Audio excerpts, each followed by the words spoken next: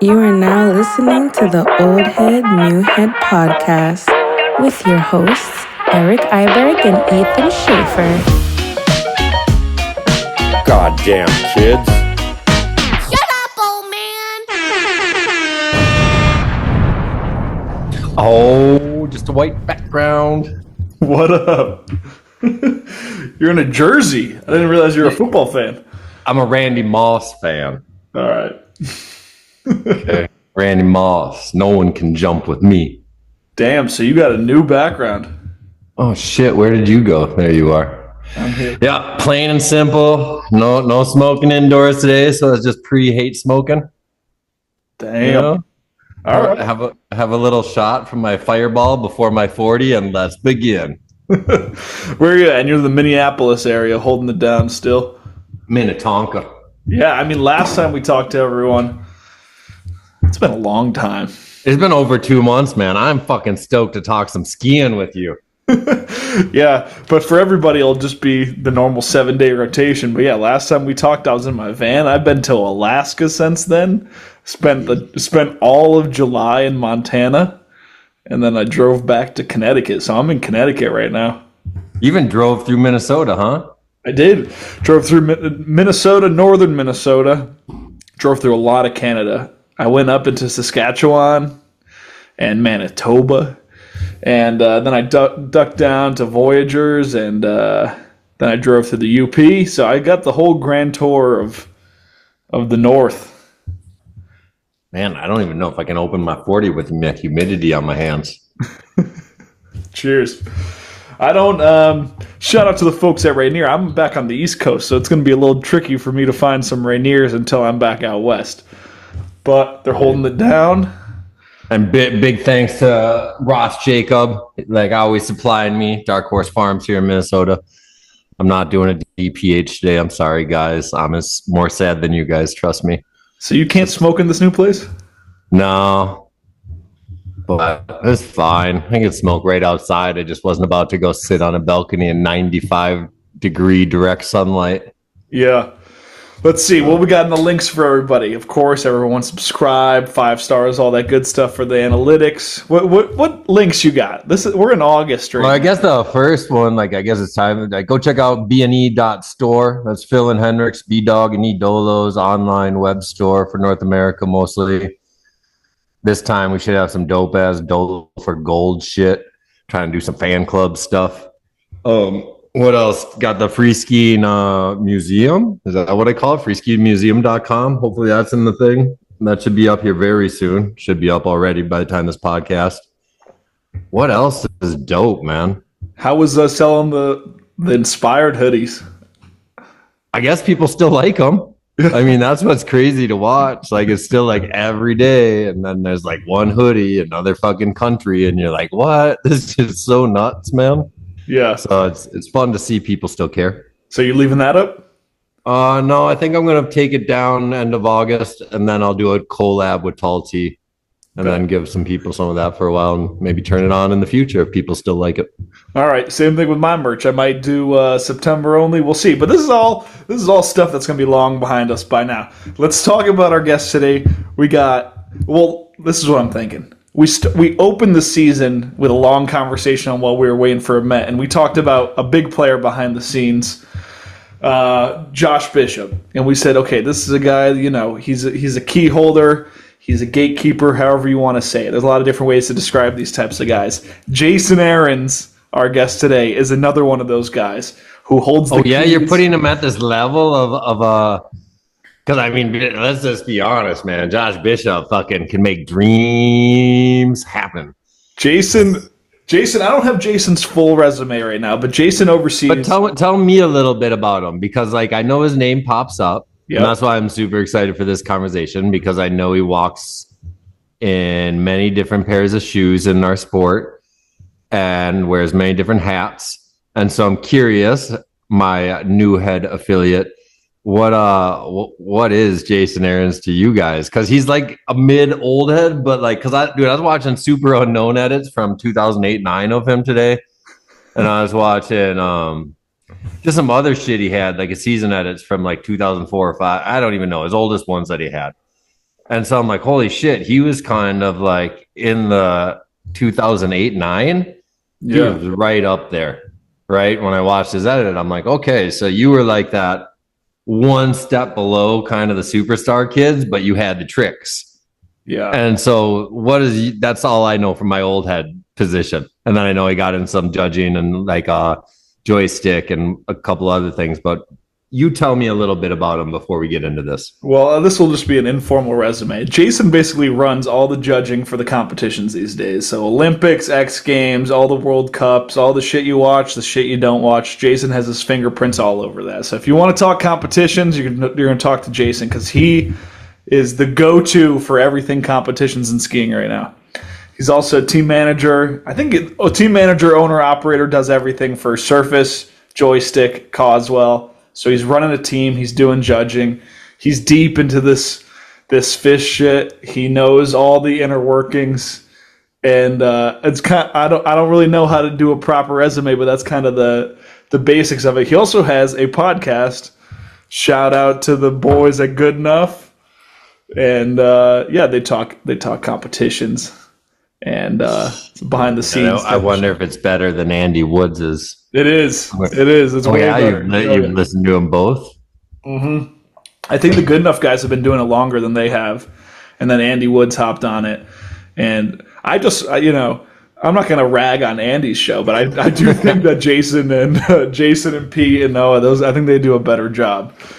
Yeah. No, I love watching Andy's show. He just reminds me of like some New England father that could have been a nightly news host that should wear like a sweater that has like maybe a collar on it. Yeah. And he's so refined. Like he just needs a nice drink in his hand and maybe a pipe. But man, I don't know. Like his vibe is there, man. He's got I don't know what it is, Andy. You should definitely check out the Good Enough podcast when you get a chance. That's not on YouTube though, is it? I think it is. It is on YouTube and on their. They got a podcast feed. They got all sorts of shit. I'll send you some stuff. I tried to check. And I sent you that podcast earlier today that I listened to with Jeremy Bloom. We're gonna get into that with Jason because Jason, I'm telling you, man, Jason. All right, I got lots of questions. I love competition. I love the evolution of it all. Like I love what people do. So I'm fucking stoked. This is the other thing too. Jason knows everything, but we'll see what he's comfortable talking about on a mic. I really hope he does not disappoint me by holding anything back. You're really building him up, man. I know. But we'll talk about his life journey too, because I interviewed him maybe 2 years ago at this point, year and a half ago, and we just kind of talked more about current events. So I don't really know his whole life story, but I know that he went from skier to guy behind the scenes. So we'll get some good stuff out of him. And he's got a hard out at, 10 p.m. Eastern because he has a child. And he's in Oregon, I believe. So. Oh, yeah? He's not on the East Coast? No. He's in Bend, I think. So that's what we got going on. I saw B-Dog ski drop today. Or yesterday, maybe. Yeah, I think it's starting to get in shops all around. All the ski stuff is coming out. It's go time, mid-August. Almost September, man. 2 weeks, it's going to be like day school starts, man. I just go to sweatshirt and sweatpants, and you're like, what the fuck happens every year? Yeah. Just sweat in August, barely can like function, and then bam, school starts. Put on some clothes. Damn. When does school start for the kids in Minnesota? A week from next Tuesday. Okay. Yeah. Oh, here we go. Big dog joining. Hand plant profile pic. What's up? We got you for audio? I think I'm good. Yeah, you're good. Okay. You're a podcaster. I got the big Amazon purchase right here, the speaker or microphone, and the headphones. Yeah. Thanks to Fast Trav over at Skull Candy, who, after much persistence, finally gave Pete and I some stuff for the Good Enough podcast. I don't know who Fast Trav is, but he's got a dope name. Fast Trav, that's Devin Logan's fiance. Okay. bronze medalist in speed skating with Apollo Antonono back in Vancouver. He works at Skull Candy now. The guy he's the man. Shout out to Fast Trav. Damn. I like its name. Jason's putting us in a body bag. His audio is definitely better than ours. Hey, I didn't have a microphone last year. We're stepping up. And we forgot to shout Let's out not talk shit on ourselves. Have you two ever met each other before? Funny real enough, life? Yeah. So I've been excited to bring this up. So I met you, Iberg, when I was 17.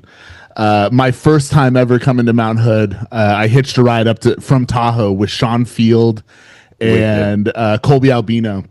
We're out there. It was like a crazy experience for me. Like my first time really being exposed to a bunch of skiers that I looked up to. And one day hanging out with Shondo, and we're heading down for the mountain, and he's like, "Hey, we're gonna go swing by a buddy's house and go say what's up." Turned out to be, I'm not sure if it was Pollard's house or just where he was living. And you greeted us in the driveway by shooting off fireworks at Sean's car as he pulled up. And I'm like, what the hell's going on? We had windows down in the truck. There's just bottle rockets whipping into the car. And they're like, "Oh man, it's Iberg. He's shooting them at us." But got to go in the house and watch an early screening of Idea when I was like 17, probably 6 months before the world got a peek at it. Because that's so ill. I do remember that. I remember when Shondo and Elbow Baggins, but I didn't like totally like. Fuck yeah, like it's wicked. So I totally remember this time when you guys stopped by. I don't remember you, but like even the fireworks, man. Like I shot fucking Pep in the eye that night on the 4th of July with a roaming candle. We were running through government camp and we're just shooting at each other. And I was in front of him and I was just holding it back, and I hit him in the eye, dude. It like blacked out. Like I was just like, dude, I just blinded the best skier in the world, dude. Like everyone's gonna be like, Iberg's an asshole. And I'm like, if it was me, no one would care. So that's my biggest memory from shooting fireworks off that day. No, you did. You near misses, but we were all good. So yeah, major core memory for me. First time in Hood and just kind of getting exposed to it all right then and there. And I was burnt out. Like that summer I had my first ever I blacked out because like we were shooting music videos, like making the movie, making the soundtrack. It was like 24 hours a day. I lived with Wiegand, right? So we're the filmers. Pollard's coming over to edit. So it's just like 24 hours. And I fucking like one day I was driving on the highway and just blacked out and fucking hit the guardrail. And I was like, what the fuck? Maybe I shouldn't think so much anymore. Just turn it off. Dude, it was wild. There was too much shit going on. But stoked you were part of that, man. It was a fun time. Yeah, no. So yeah, but again, to answer your question, I guess that was about 18 years ago. So I don't think I've had the pleasure since to be in a room. Damn. Oh, wicked. Give thanks for being part of this, man. I know time is the most valuable thing in the world, so I appreciate you coming on and just talking skiing for a couple hours with us.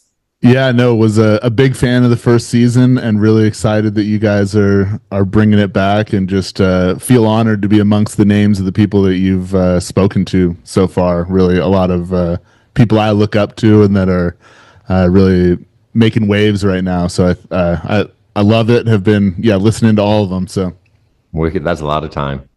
It is. Yeah, I mean, I'm on planes quite often, so rather than watching the same stuff I've seen in the back of a United flight, I tend to just kind of stack podcasts and listen to it. So it's really good for the long travel days. Wicked. Well, I'll start out with what I say every beginning of our show, Ethan, then we can take it. Yep. So I guess the reason why, if anyone's tuning in for the first time, or if you listen a bunch and need to remember why we do these, I got to explain to you too. You've heard the story, obviously. I was on Ethan's two-planker, and I realized like I don't really know what's going on with a lot of the younger people. And so like I thought it'd be fun to do an old head, new head podcast where we can talk to the old guys, talk about what individual lane they created and why they lasted so long or why they're so remembered. And then also with the young guys, for me to ask them why the fuck they do what they do. Whether they're creating their own lane and they don't know already, or the reason why we're even having you on here, because you obviously have created your own lane to stay involved in the sport. And so that's what I think is super interesting to listen to as kids, because I think so that's why we're doing it. But now I'm on tangent because like I think the coolest part about this podcast is if when you're a kid and you're in contest world, you know, like to get 10th place or 18th place sucks and you paid money for it and like that, but you didn't realize that you just met 100 people. You didn't realize that you could be the one organizing the contest. You didn't realize you could be the one judging it. You didn't realize you could be the one filming it. You didn't realize you could be the one taking a photo. And there's 50,000 things to do if you really love this sport, right? Absolutely. And then you can create your own lane and make it dope, because there's so many things that people don't make dope. So that's why I'm stoked to have you on, because I think you're our first guest that's in their own unique lane that I don't know if we'll talk to another person like you, and we haven't so far. So stoked to hear your story, and we'll fucking do it how we always do it at the beginning. Yeah, appreciate the time from both of you. So excited to get down to it. Let's do it. Yeah, I mean, and I remember our interview. I don't think we really went through your life story, so I actually don't know. There's a lot of gaps in my biography of you, and I'm surprised that we're getting 3 hours out of you, because Pete said that your podcasts are always capped at like an hour. That's timing wise, you know, like Pete and I. It's mainly the kiddo bedtime. You know, both of us have just over 2-year-olds now, so it really is kind of. What's the schedule like today? In my travel schedule, I really try to maximize my time at home to really be there for bath times and dinners and everything when I am home. And Pete now, his wife has a big girl job. She just really stepped up after having Millie, and so she's full time now. So Pete's really taken a lot more of that household stuff on, which is really cool for him. So we've been kind of slacking lately, to be honest, with the podcast. So hopefully, kind of getting it going again before this season, just kind of being a hectic, crazy contest year, trying to continue the speculation, you know. But yeah, I mean, to that point, but the first time I spoke with you, Ethan, I think that was kind of the beginning of a lot of conversations, you know. I feel like that was us. I met you via Zoom for our first interview, and then have since then spent a lot of time with you, and probably I've had a lot of detailed conversations around a campfire with you at the Hood Week that we've done for Surface in the past couple of years. Yeah, no, it's all been fun. So we'll get the full story. We'll share it with everyone. I can learn what I'm missing. So we like to start off from the very beginning, as you know. So give us the year you were born, and where it all started for you. Yeah, you got it. I'll dive back as far as I can, and you guys feel free to stop me if there's anything you want me to elaborate on. But born in 1990, 35 years old right now, for those who don't want to do the math. South Lake Tahoe, California, born and raised. South Lake on the California-Nevada border. Get the question all the time, California, Nevada, but born and raised in California. Lots of skiing close by, and a family that came from the Bay Area. Had grown up in San Francisco, San Bruno, San Mateo area. Both my parents before. My dad kind of trying to make it as a professional climber, and then living in a tent in Yosemite for years before I was born, or maybe not years, but for a period of time before I was born. And then both of them relocated to South Lake Tahoe. Both of them had spent some time there on vacation, coming up from the Bay Area, growing up, and felt that was a place where they were a bit outside of the city and could kind of have a little bit removed life from the city life that both of them had really had, which my dad always yearning for the outdoors, really spending a lot of time in individual sports, no team sports at all. Like I really grew up without anybody pushing me to watch or play team sports, because my dad was all individual sports growing up: archery, mountain biking, free diving, ice climbing, rock climbing, skiing, mono skiing. Was kind of exposed to it all, and South Lake Tahoe being a really cool place to be growing up in that era too. Like the town was a bit slower in that time frame, I think, but had opportunity to get into a lot of different activities, and skiing was kind of the obvious one that anyone that was growing up in the area was trying to get. So what age did you move there? No, so I'm born and raised. My parents probably just a couple years before I I was born made the move to South Lake Tahoe. Wicked. And then you have what for brothers or sisters? One sister, 3 years younger than me. So, she skied and everything. Now she's actually working for United Launch Alliance, which is a big privatized space company sending rockets into space. She does the videography for them, so she's crushing it in her own right. Living in Denver. Wicked. So how did you, South Lake Tahoe? I mean, it's obvious how you get into skiing, but was that how do you get involved in skiing? Do you do it through normal ways that people do, like just ski schools? Do you join like a freestyle team? Do you race? What do you do originally? I think my mom was actually pretty fundamental in like trying to get them to organize youth ski classes, because she had made this group of friends that were some of my closest friends around when I was 4 or 5 years old, that also were kind of on the same program, not quite in school yet, and wanted to get into the ski world. So my mom kind of pushed the local ski resorts to offer programming for skiers of that age, just kind of like a ski daycare. So that was kind of my introduction to it, just from an early age, where we a little ski team thing. But realistically, it was very recreational for me for a long time, until I discovered free skiing and park skiing, and had kind of, through my connection to it of being in Tahoe, had been disillusioned by skiing. I wasn't really that interested in it, and I felt like that really kind of crushed my dad specifically, that I wasn't wanting to ski. And we were living 15 minutes away from Sierra Tahoe and Heavenly, kind of right in the middle of those two resorts, and I wasn't interested in it because I'd been doing it my whole life. It didn't seem interesting to me. But then luckily I had a group of friends that got really into it, and that really instigated me following it.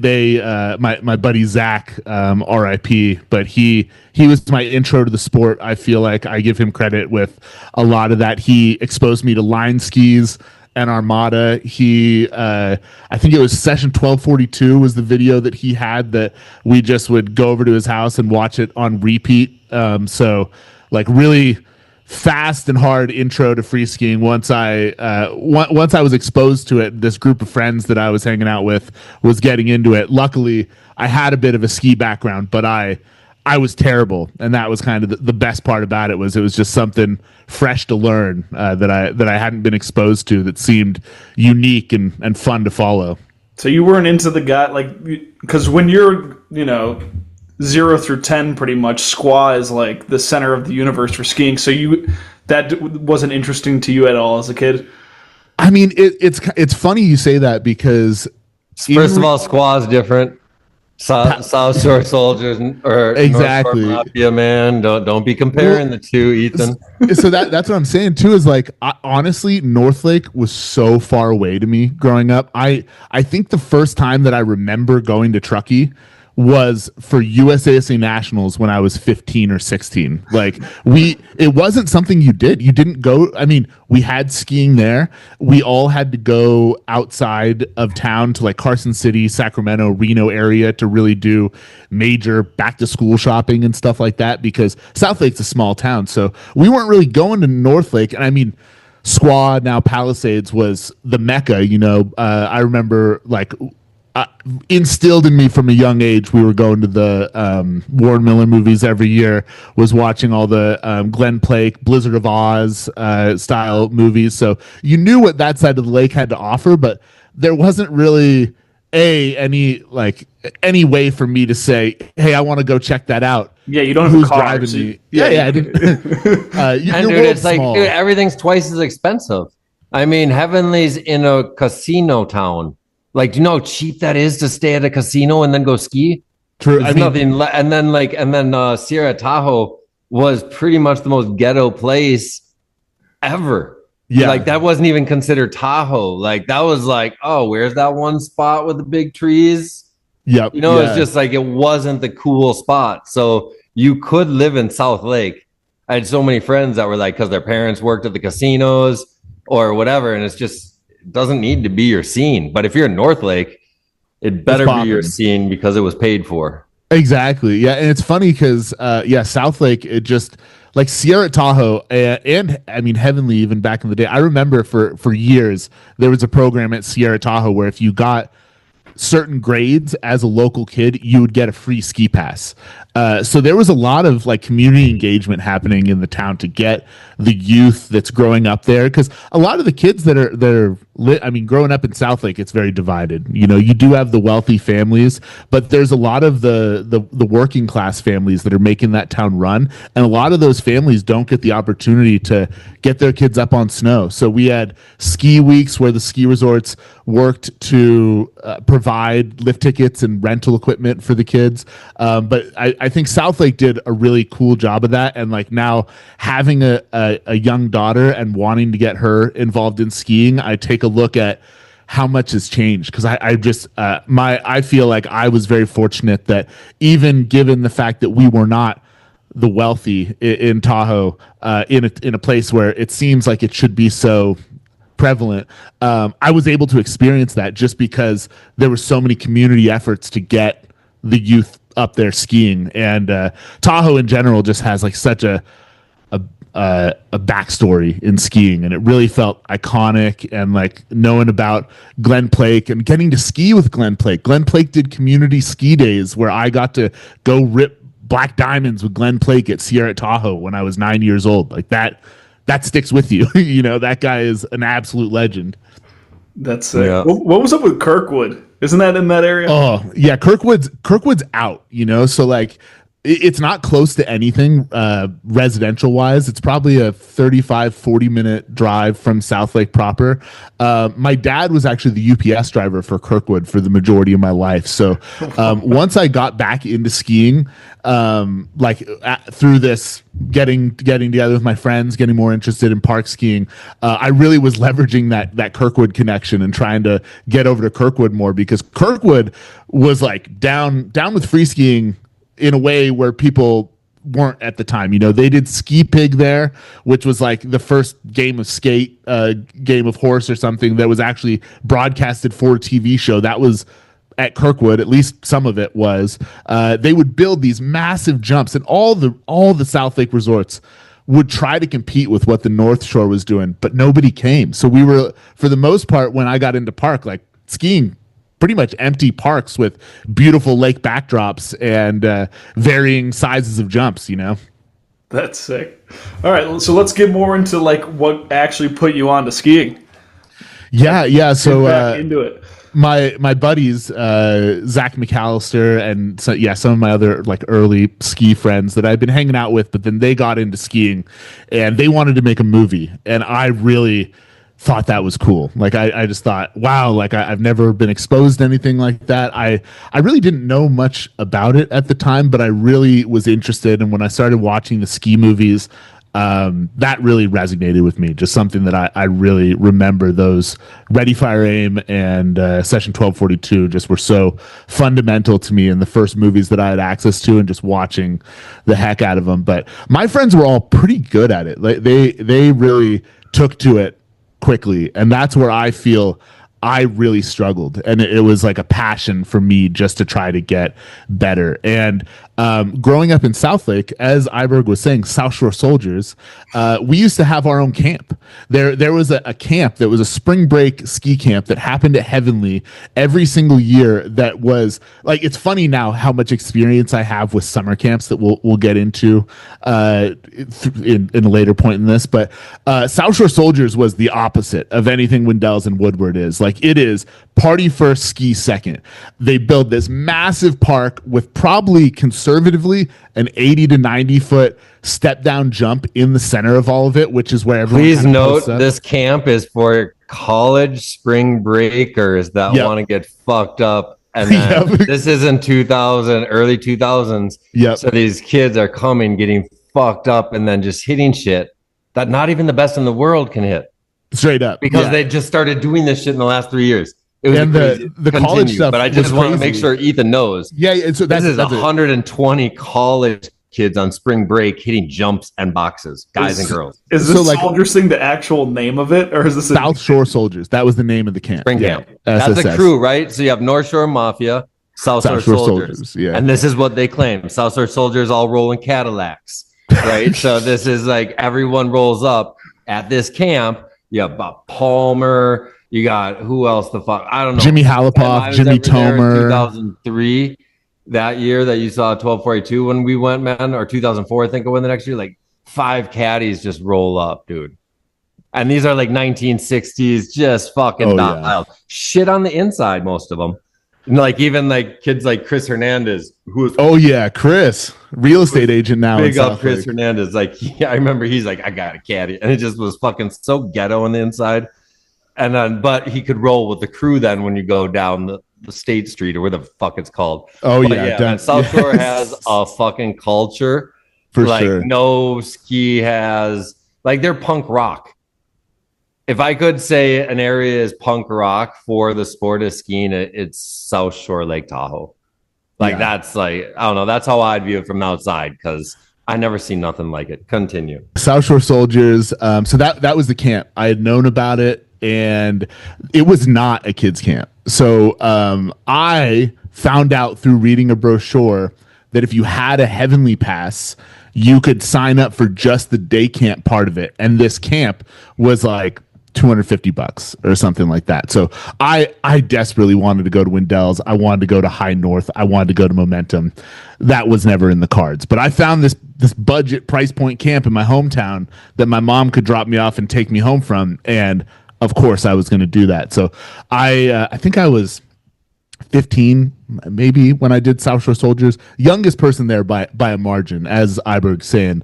It's a college party camp. Like people are riding the mechanical bull. I was there. Yeah, it's a bull, man. Yeah, the mechanical bull was a staple of it. They used to stay at the Block, which was the MFM hotel in South Lake, but then it became they went to some other hotel where they just kind of had the little rec room. Like Frank Montoya had his own hotel. Straight up, yeah. Right? So, and everything was themed and like had PlayStations and everyone would just be getting fucked up.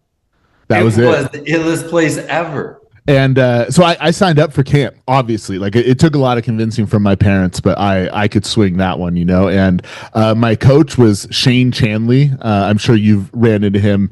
One of the people that was like integral to Ninth Word in the early days. So AKA Sugar Shane. Sugar Shane. Sugar Shane was a coach.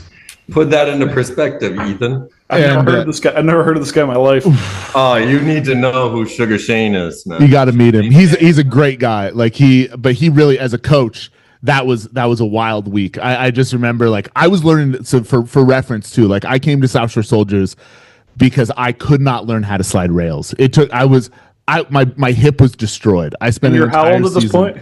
I'm 14. Let's say 14. Dude, so this is the year that I'm there. This is awesome. So Shane's this coach. We're staying it's a motel, right? Like go outside and then they have the like outdoor guardrails and stuff like that. So most of these coaches that he's talking about don't sleep the whole week. Nope. So I'm coming back from breakfast with Tanner or something, and we're walking on the normal floor. These skis come flying out of a door on the upper story and go into the parking lot. And Sugar Shane comes out. He's like, "Fuck these skis, man. I've been doing rails all night and the edges are fucked."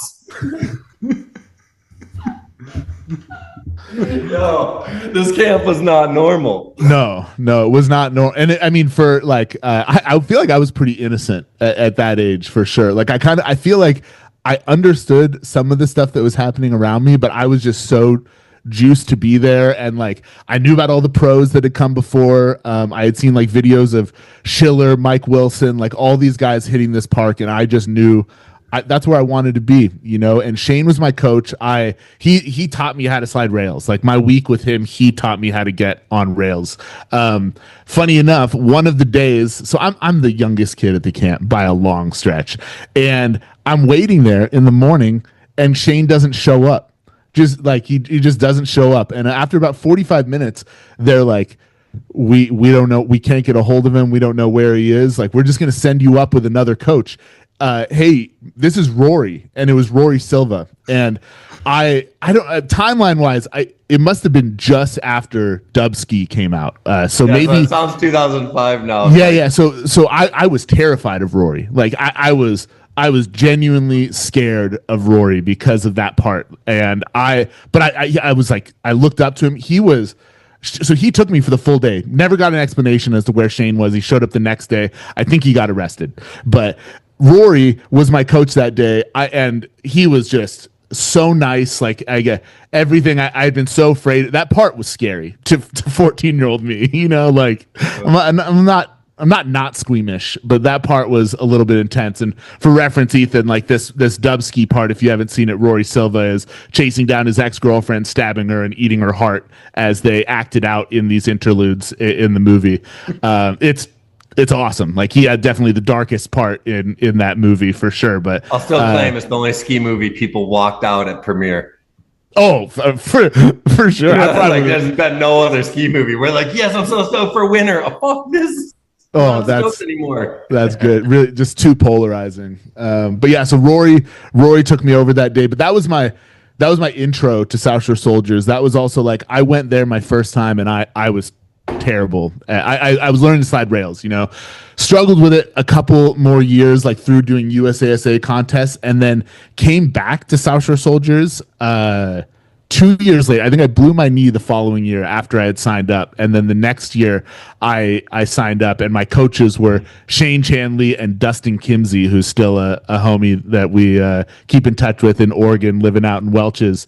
And that was the year where I feel like it kind of connected for me. I learned to hit jump switch that week, and that really was what made my entire time in skiing worthwhile. Was I realized that I had a knack for hitting jumps backwards more so than I did forward, and that was going to be the thing that that really took me up a step in my competitive accolades and like attempting to be a park skier, you know, successfully. So when I'm guessing this is what, like 2007 or something. Yeah. Exactly. So like, this is I'm interested as a 17-year-old in 2007. Like, are you like, I want to win the X Games? Because you can like see things like Idea. You can see things like Believe. You can watch something like Tom Wallish's a Super Unknown edit as a 17-year-old. All this is happening at 17 for you. Absolutely. And so like, and then there's X Games. So like, what do you see? Because there's so many options as a dope skier. Like, are you like, yo, I want to go film the dopest segment, or are you trying to USSA and you're like, I got to go to the X Games? I mean, I wish, to be honest, that I had the understanding that there was a choice in what you wanted to do. Like, I genuinely feel that was in the era too, where everyone was just kind of pushing in the contest direction. Then everybody, if they wasn't a choice, because everyone I just told you about already proved themselves in contests. Oh, absolutely. You know what I mean? So everyone in those movies in 2007, even Pollard, man, he qualified first at like X Game qualifier Big Air once in 2001.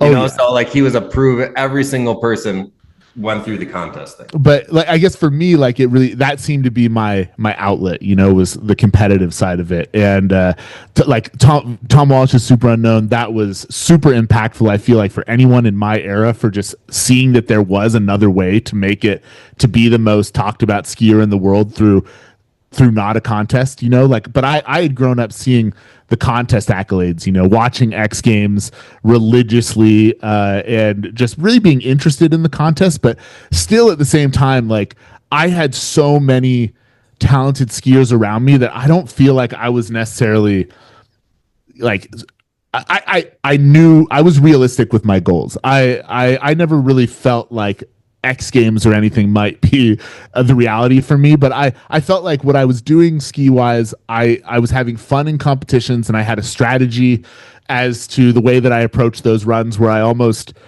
never pushed myself outside of my boundaries, but I always landed a run, and that was fun at the time. But also, who was the dopest guy when you were 17 in your area? Oh, well, I mean, so Colby Albino was like a pro skier before I even got into skiing. You know, like I looked up to Colby, and he's like 6 months younger than me. He's a longtime friend of mine, but he was the real deal when I was a kid, you know. But at that time too, you're like looking at the guys that you see on a day-to-day basis. Ty Dayberry, Telly Ty in Southlake, just unbelievable skier, only one doing it on telemark skis. I'm pretty sure he actually is the one that did the first switch double on telemark skis. What was his name again? Ty Dayberry. Okay, I think I met him at somewhere, but I remember. Yeah. And then how are you the same age as David Weiss? I am. Yeah, my first US where Open. did he ski at growing up? David was Alpine. So David and Britta were Alpine team. So they're like I never came in contact with them until I started to travel to the US Open, and then that's when I kind of met the North Lake guy, the North Lake crew in general. I guess I always thought of him as some like Nevada kid that had to come up from like Carson area. Like I always envisioned him living on the range. I think he's from Reno. Like I think he actually is from that area. But yeah, South Lake, like it was really like there were skiers that I looked up to that never really ended up pushing towards being pro skiers, I feel like. But they just were so good locally. And like Finn Anderson and Greg Smith were like two of my best ski buds that I skied with. Finn Anderson ended up doing a bunch of stuff with Filthy Rich for a while. He was riding for Forefront. And then Kyle Smain was like another, I grew up with him, playing soccer with him, and he kind of like had there was a lot of initial success. Like Kyle was somebody that had all this race success as a kid and then started skiing park when I started skiing park, and everyone's like called him No Style Kyle. It's like, okay, this kid is just he was so much better than everybody, but he didn't grab because he came from the race world, and he was like on Nike 6.0. I feel like this stuff was all around me, also in the snowboard side of it. And I just had to be fun as a kid, like with all this, because like dude, you have so much shit. Like totally, you're in an epicenter of cool. And right? So Brent Abrams, I'm not sure if you're familiar with that name. OG 100% I am, but I definitely hung out with this guy. Like he was a spider guy and stuff or something. Obermeyer, I think. Yeah. Okay. He was around and he was big. Yeah, but yeah, definitely. He was a pipe skier. I think like he never really got along with the rest of the ski community in a way where everyone saw him in a super positive light, but he was a South Lake dude. He hosted a trampoline class for kids that wanted to ski but weren't allowed to jump on the trampolines at the gym. I remember one day walking in there and Mike Wilson was there, and dude was my favorite skier at the time, and I was like legitimately wearing that camouflage line army hat and just kicking myself I didn't have a pen to have him sign it. But I felt like I was in an epicenter, but also like kept at arm's length, because so much of it was happening in North Lake, and then you see all the videos of all the stuff's happening at Red Lake and Blue Lake out like over towards Kirkwood. But and like even Sierra Tahoe, like around that time was when they did the tree stall where Candide goes 40 feet up a tree, and like Sammy came back the next. So like there was stuff happening, but from a local kid in South Lake, I was not exposed to it. I never, you wouldn't know that was really happening around you, No, and you just you're comparing yourself to like Squaw, Alpine, Mammoth, like that's unfair. Yeah, I think it's 13 resorts in the basin. Like within I'm just thinking about like how monumental those 3 resorts were in your time period of young teens, because those were the resorts that like would do anything and everything for us. Absolutely. And Mammoth and June were like where I aspired to go, and then once a year could convince my dad to take me and my buddy John down there to go ski and film for a couple days. Did you get to go to June ever as a youth? I didn't know. June was the one that when we're driving from South Lake, we'd go to Mammoth because that's where I could sell my dad on. June was like always the bucket list, but it never manifested, and I don't think it really. Once I had the ability to go, it no longer represented what it used to. Yeah, no, it was the craziest place, Ethan. Like you'd take this 2-person chair up from the parking lot. There'd always be no snow. You get to this like little lodge, and then it's just a park rider's dream. And there's not one person on the whole fucking mountain. You could have a big jump line of 5 in a row that are all humongous. You had the most perfect cut 15-foot pipe you've ever seen in your life.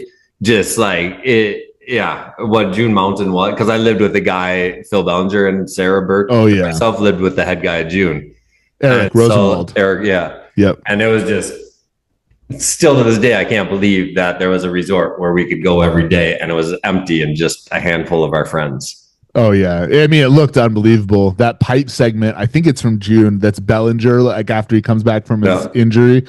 I mean that's. I've watched that part so many times, and yeah, through the later years, going to Boreal and hanging out with Eric Rosenwald, finding out that he was involved in the cutting of that pipe was another like you gotta deal with Rosie when he went up to start that Woodward. Yeah, Awesome. great guy. What else was June up? the first place to have a C-shaped box or rail? I don't know, but that was for a period of time. That was everything. It was like, but I think June very well could be. I know Parkosaurus was June, and they did a bunch of wild stuff. But yeah, I mean, there was an era where that was the thing: C boxes and U boxes and just curved boxes that are just a challenge to finish. You know, it was like one of 10 features that my local resort had. Like we didn't have much, but we had a C, like a skinny C box. I feel like that was just angle. The people that are making it. It's like the greatest challenge they could possibly conceive. And then if you can put two together and make it a S fucking box. They did a rail jam at Sierra when I was a kid where they made two angular C's, like opposite trapezoids, and it was the Xbox jam. But it was terrible because they didn't flow together at all because they were angular. So it looked like an X for the Xbox thing. And that was like, I mean, I feel like there used to be random promotions where like an energy drink company would show up and have this insane contest for a weekend. And now it's just, that's not the world we live in anymore, you know? Not at all. Definitely not. So I'm guessing, 2000, I thought it was fun now that I know your dates and stuff. So the first kind of edit I saw of you, I think you did Super Unknown 2008-9? Yeah, I think that was right about when I started entering Super Unknown. Okay, so you'd be like 18, just graduated. Exactly, yeah. Okay. So I had growing up doing the contest, like the kind of the first foray into stacking myself up against everyone else was going out to the U.S. Open and Aspen Open because U.S. Open, like kind of like you were saying in the intro, was. It was more cultural. It wasn't a contest like it is now. It was where you meet the entire ski population base and the other people that are like-minded. So I went to the U.S. Open kind of just as a cultural experience, you know, knowing I wasn't going to win, but also wanting to see where I stack up against everyone. So the South Lake crew teams up with the North Lake crew, and we send it out there. That was my first time meeting David Wise, heading out to the U.S. Open. A bunch of other like talented skiers that we were ripping with, flying out there. But yeah, so like it was big in contest then. But then Tom Wallish, I'd say the Super Unknown really set off a spark in a lot of people around me, just in understanding that there was another avenue and that filming was a way to go. I think this might have also correlated right around the time of the first Traveling Circus. That might be a year or so after, but I think that also really set a mold as to a different way to go about things that really resonated with me at the time. But yeah, I started filming, like realistically back in the day, it was just sponsor videos. You know, you're trying to make like a year-long promo that's gonna showcase your ability in the best way you possibly can, you know? So I think it's funny you say like 2008, 2009. It might be, yeah, I think that must be it. I think my best video I ever made, the highest peak I had at skiing. Because when I watched it today, when I was just looking up your name and stuff, I was just like, fuck, man. And I said it on the intro before we called you, like, when I watched that edit, I'm like, oh, you're just at that tier right below everyone, you know, from your ability of tricks. Now it's all just in a train park and it's all like, here's my practice shit, but I killed my practice or whatever you want to call it. Yeah. But like, I mean, fuck, man, you had the tricks. So it's kind of interesting because I could tell exactly where you were at. Yeah. I watched it, it's like, fuck, man, you were this close. I felt close at times, you know, and like even to that point, like through doing those videos, and like I think again that was another place where I wish I could go back and give myself a little bit of knowledge and understanding about what it's really about, you know. Like I feel like had I leaned into my strengths back then rather than trying to mimic what I saw achieving success, I would have been overall better off, you know. But that's really hard to understand, you know. Like, no, but that's something anyone who's listening now can understand as a kid. understand you're always going to be a better yourself, and you never can be like someone else. Absolutely. But if you just focus on being your best self, then all of a sudden you're unique and different, and then people will care. Exactly. But if you try to be like someone else, everyone's going to be like, well, you're not as good as that. You're always going to be the way I watched that video. I only compared you. I'm like, oh, you could do the trick like so-and-so. Oh, you could do the trick like so-and-so. So when I watched your whole edit, tricks, I was comparing you to find your level of ability, but there was no way I was going to be like, yo, who's that homie? Exactly. Other than you were ill. Yeah, it was. I mean, it was just like generic, like I maybe even at the time when I was like kind of figuring out my own style, and I feel like I had success with certain things and would like take it down a certain way, but in reality, the contest scene kept pulling me back into trying to do things in a more standard way, like and that's grabbing mute, spinning upright was like pretty much the way that I figured it out. So like in the contest realm, I was able to spin both directions, switch pretty well, and so I had some success like getting a couple Do Tour invites. This is all pre-World Cup, pre like FIS involvement when I was competing, but the Do Tour invites I'd say was like the peak of anything I did. So you went to Do Tour. I did do two. I like competed in the Do Tour qualifier, and like for reference, this is a year when like Hornbeck got invited. So like Hornbeck is dropping 2 riders before me, so it's not all just the contest kids at the time. It really is like a mix of they were getting some skiers that they felt were maybe not in like the actual contest realm. And I had just I had a pretty successful go when I was 19. So I've had 3 ACL surgeries, my first of which being, I think I was 15, my second of which being when I was 19. And the year when I was 19, 2009, it must have been, I had a stretched ACL. I tore my ACL at Breck skiing earlier in the year. And then rather than having surgery, I waited and took about a month off. And then I finished my contest year before then scheduling surgery at the end of the season. And that was my most successful contest season by far and away. That was the year the Gatorade Free Flow Tour happened, and I won the Big Bear stop of the Gatorade Free Flow Tour, and then got to go to the finals, which was in Corinthia, Mount Snow.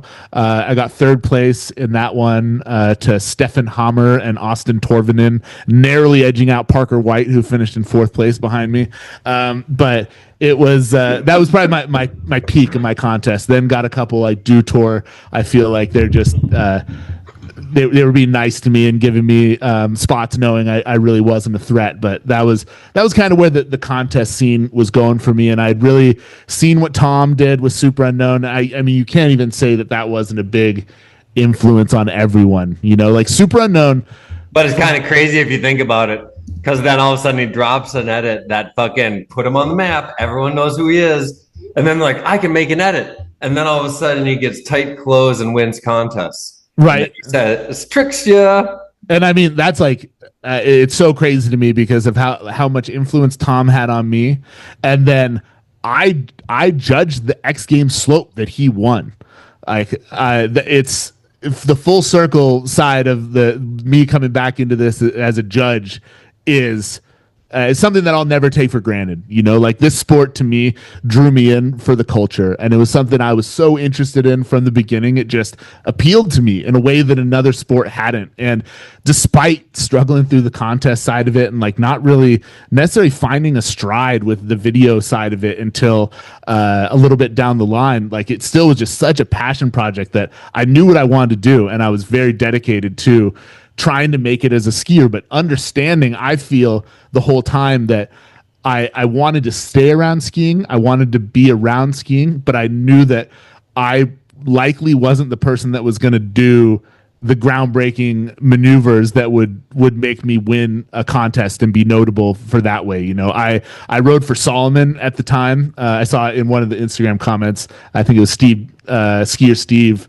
from Minnesota was asking, what was it like riding for Solomon during the G Suit era? And it was like insane. Like I was around all these really unbelievable skiers, but at the same time, like understanding how many better people there are around me. But meeting my Solomon. Word up, man. Let's just think about this for a second. Like I laughed when I saw that question because I know Steve, and I know the suit, but let's actually put this in perspective. You're an 18, 19-year-old kid. There's this outfit that, like, say Simon, say who's the tall homie, Step Productions, Nick Martini. Yeah, like these guys like kind of like took it next level with this outfit. Oh, And then even Henrik. It was Henny, yeah. You know, like Henrik was next level too. So you have all these different levels, midget, tall people, contest all people, wearing the biggest jacket. The illest people. And then it's called a G suit. So what does it feel like as a 19-year-old kid to get the G suit for free? So, okay, I guess you just triggered something. I got to go back a little bit even further than this. Like I met Henrik when I got invited to Icer Air, which was the big air happening in the San Francisco Giants Stadium when I was like 15. It was the first scaffolding jump I had ever seen. I somehow, through emailing the right person, finagled an invite to go hit that jump and be in the contest, for which I got smoked. But this is my first intro to Henrik. And like, understanding then this kid that couldn't speak English, that was only really communicating with me through Dipset lyrics, was like talented in a way that I couldn't comprehend, and that I was going to be like seeing him around for the next 20 years was just wild to me. Was this the same year that Kaya got injured, or the year before, or when? The same year Kaya got injured was the year I was in it. All right. So yeah, perfect reference. So I think Schiller won it. He won an FJ Cruiser. I didn't make finals. Right before finals happened, Luke Van Valen came running around and was asking all the kids at the bottom, do you know anyone? Like, do you know the names of all the competitors? And I'm like, yeah, duh. Like, it's Yoon Olsen, it's TJ Schiller. And they're like, okay, do you know the names of all the tricks? It's like, yeah, absolutely. And they're like, come with me. Sat me down, and I was on a live 45-minute TV broadcast of Icer Air as the main color commentary for skiing at 15, 14 or something. Like I want to see that. That's awesome. We've got a VHS of it somewhere. I should pull it up. It's probably wickedly embarrassing. It was me. My highlight was I personally smoked 1 ounce of weed on the top row behind home plate while I watched that whole event, as with Shondo. Yeah. Oh, hell yeah. Shondo. Other homie. And so we just sat up there and smoked. And also I got a smoke in the batter's box. And I'm like, I'm Barry Bonds, motherfucker. And I couldn't, because I love baseball growing up. And I believe I was smoking big doobies where Barry Bonds fucking swung bats. I was a huge Barry Bonds fan. I still have a Barry Bonds bat at my parents' house that my uncle had, like, got me a signed Barry Bonds bat. It's one of my childhood prized possessions. But when I was there for Icer Air, my locker that I picked was Barry Bonds' locker in the Giants. Like, they gave us free run of the stadium and the locker. In it. It was insane. I mean, that's genuinely impressive. So that was to loop it back, because I just got super tangential. No worries, I got all stoked and forgot about this shit. I didn't even know you were at that event.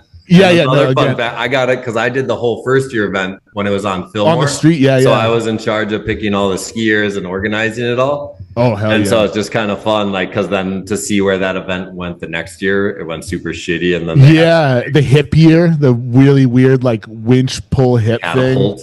Yeah, that was wild. That Icer Air. What a having a girl almost die the previous year and building a gap that's unnecessary. That's a buzzkill. Yeah. Probably, and then it's sponsored by an insurance company that's trying to start. Right. They probably lost all their money from that. I was one of the people that tested the jump before they put the net in.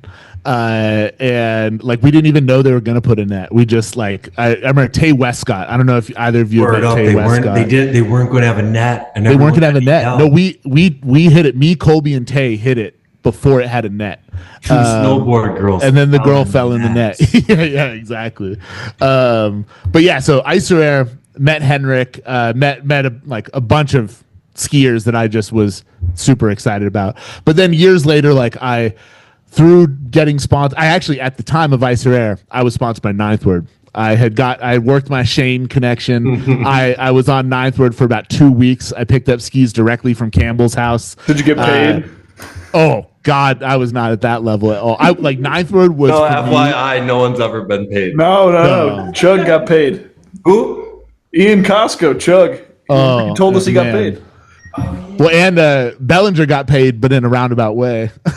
True. But yeah, no, Chug as well, like major inspo. Ian Costco, like man, another, like I'd say to me, Ian Costco's first video I saw of him that I think was on his MySpace video uploader was as impactful to me as the original Ninth Word video with that Ukupion song. It's Mikkel and the Ront and the Tom Super Unknown. Like those are my my peak videos from that era. But okay, so wrangling this back, was on Ninth Word then. I had a neighbor that was like always really pushing. He was like locally connected to a Solomon rep. He got me a pair of skis, and then I met Jen Noftalin, who was the Solomon team manager at the time, who I don't know what she's doing now, but she was awesome. And like in my first couple interactions with her, I just was like, man, this ski company marketing thing, like this sounds awesome. You have all the gear, you get to give people the gear that they want. You get to be in these cool places.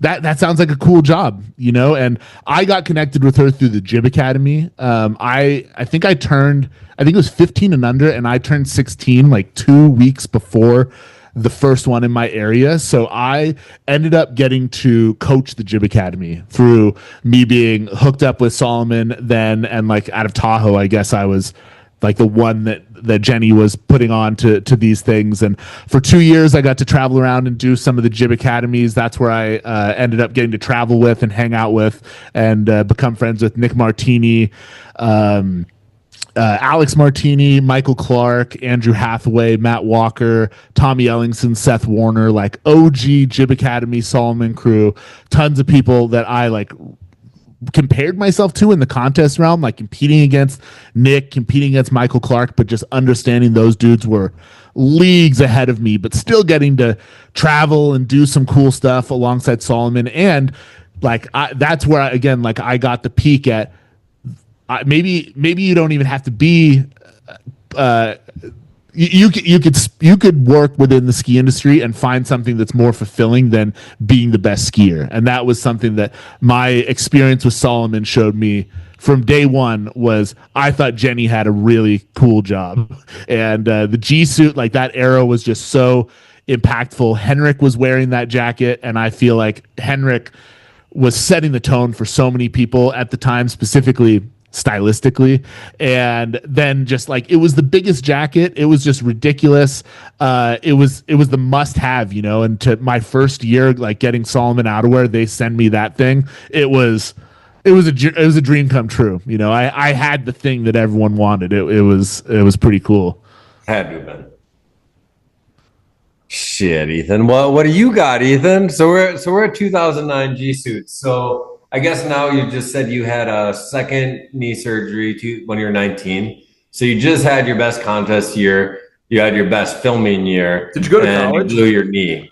Yeah. So great question, Ethan. So I graduated high school in 2008, and then kind of through the end of high school, I had started traveling with skiing and was kind of doing a hybrid program where I would go to one class a day and then do my work remotely, and then go and check in with the teacher. But that allowed me early to start going to some community college classes. And South Lake Tahoe has a really nice community college program that I got involved in through high school. And at the end of high school, I just wanted to be a pro skier, or I don't know I say I want to be a pro skier, but I wanted to continue chasing skiing in the way that I wanted to. And it was really important for my parents from there, like that they weren't going to let me completely disregard school. You know, that was something that they were very clear that they wanted me to continue to pursue school in some way, shape, or form. And through community college, I really took a half-assed approach through that for years, like kind of manipulating it so that my schedule still allowed me to travel and like start to film more and all that. But then eventually, and like this, I guess the timelines are kind of getting blurred, but I did go to Sierra Nevada College. I believe I started in 2012 and graduated in 2014 with a BA in business administration. But that was, kind of my end of my competitive career, I competed in USCSA Unite or the Collegiate Nationals and like competitions for Sierra Nevada College in exchange for a scholarship program. So I had like some form of a free ski scholarship to attend college and then pursue my interest in marketing and all that through that. But yes, that's my college. Kind of all blurred because it would seem like just out of high school into college, but not quite because I was really still trying to chase it. And through that time too was like when I was really trying to go to the contest and starting to feel like I was getting a little bit of momentum with it. But then like the knee injuries was really, I mean, they happen, you know. But so when was your third injury? How old were you? So it was 15. 19, I had another cleanup at 20 for meniscus, and then I had my third most recent, knock on wood, final ACL at 28 at Wendell's when I was just a couple years ago.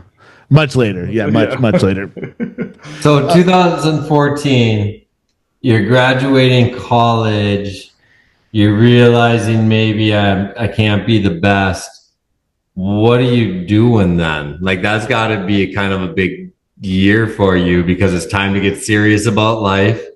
Can't fuck around anymore. Yeah, wait, were you super, all of a sudden you're like, how do I stay involved?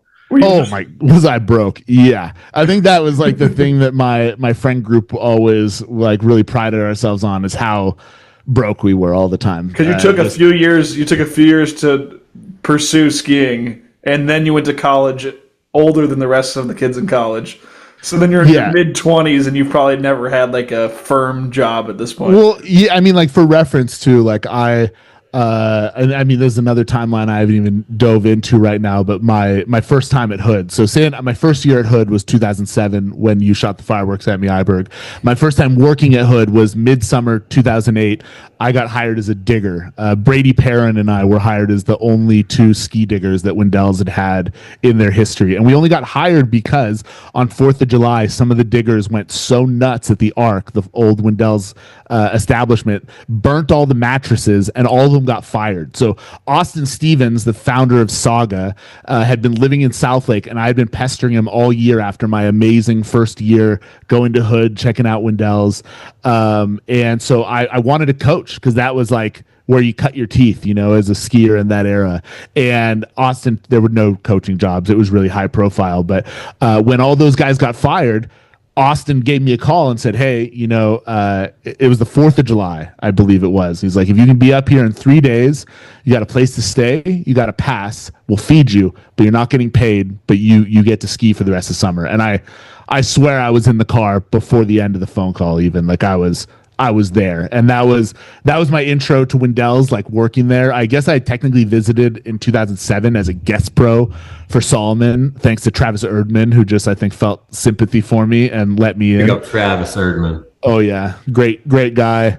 But yeah, then so the following year started working there. So that was always my summer employment. I worked as a digger for 2 years, 2008, 2009. Then 2010, I had a blown knee and did not work and thought I had kind of fallen out of sorts with Wendell's because I left during the season with a knee injury and I didn't think that they were going to bring me back. But then Luke Ocho Allen became the head coach in that year, and he hired me back on, and that kind of continued my run with Wendell's. But for all those years, I was working at Wendell's during the summer. I mean, obviously you're not saving that much money during that, but the staff sale that we did actually was a meaningful way for us to put a little bit of money in our pockets, selling our old gear to kids before the internet really existed, and you could kind of just charge exorbitant rates for old G suits and stuff like that.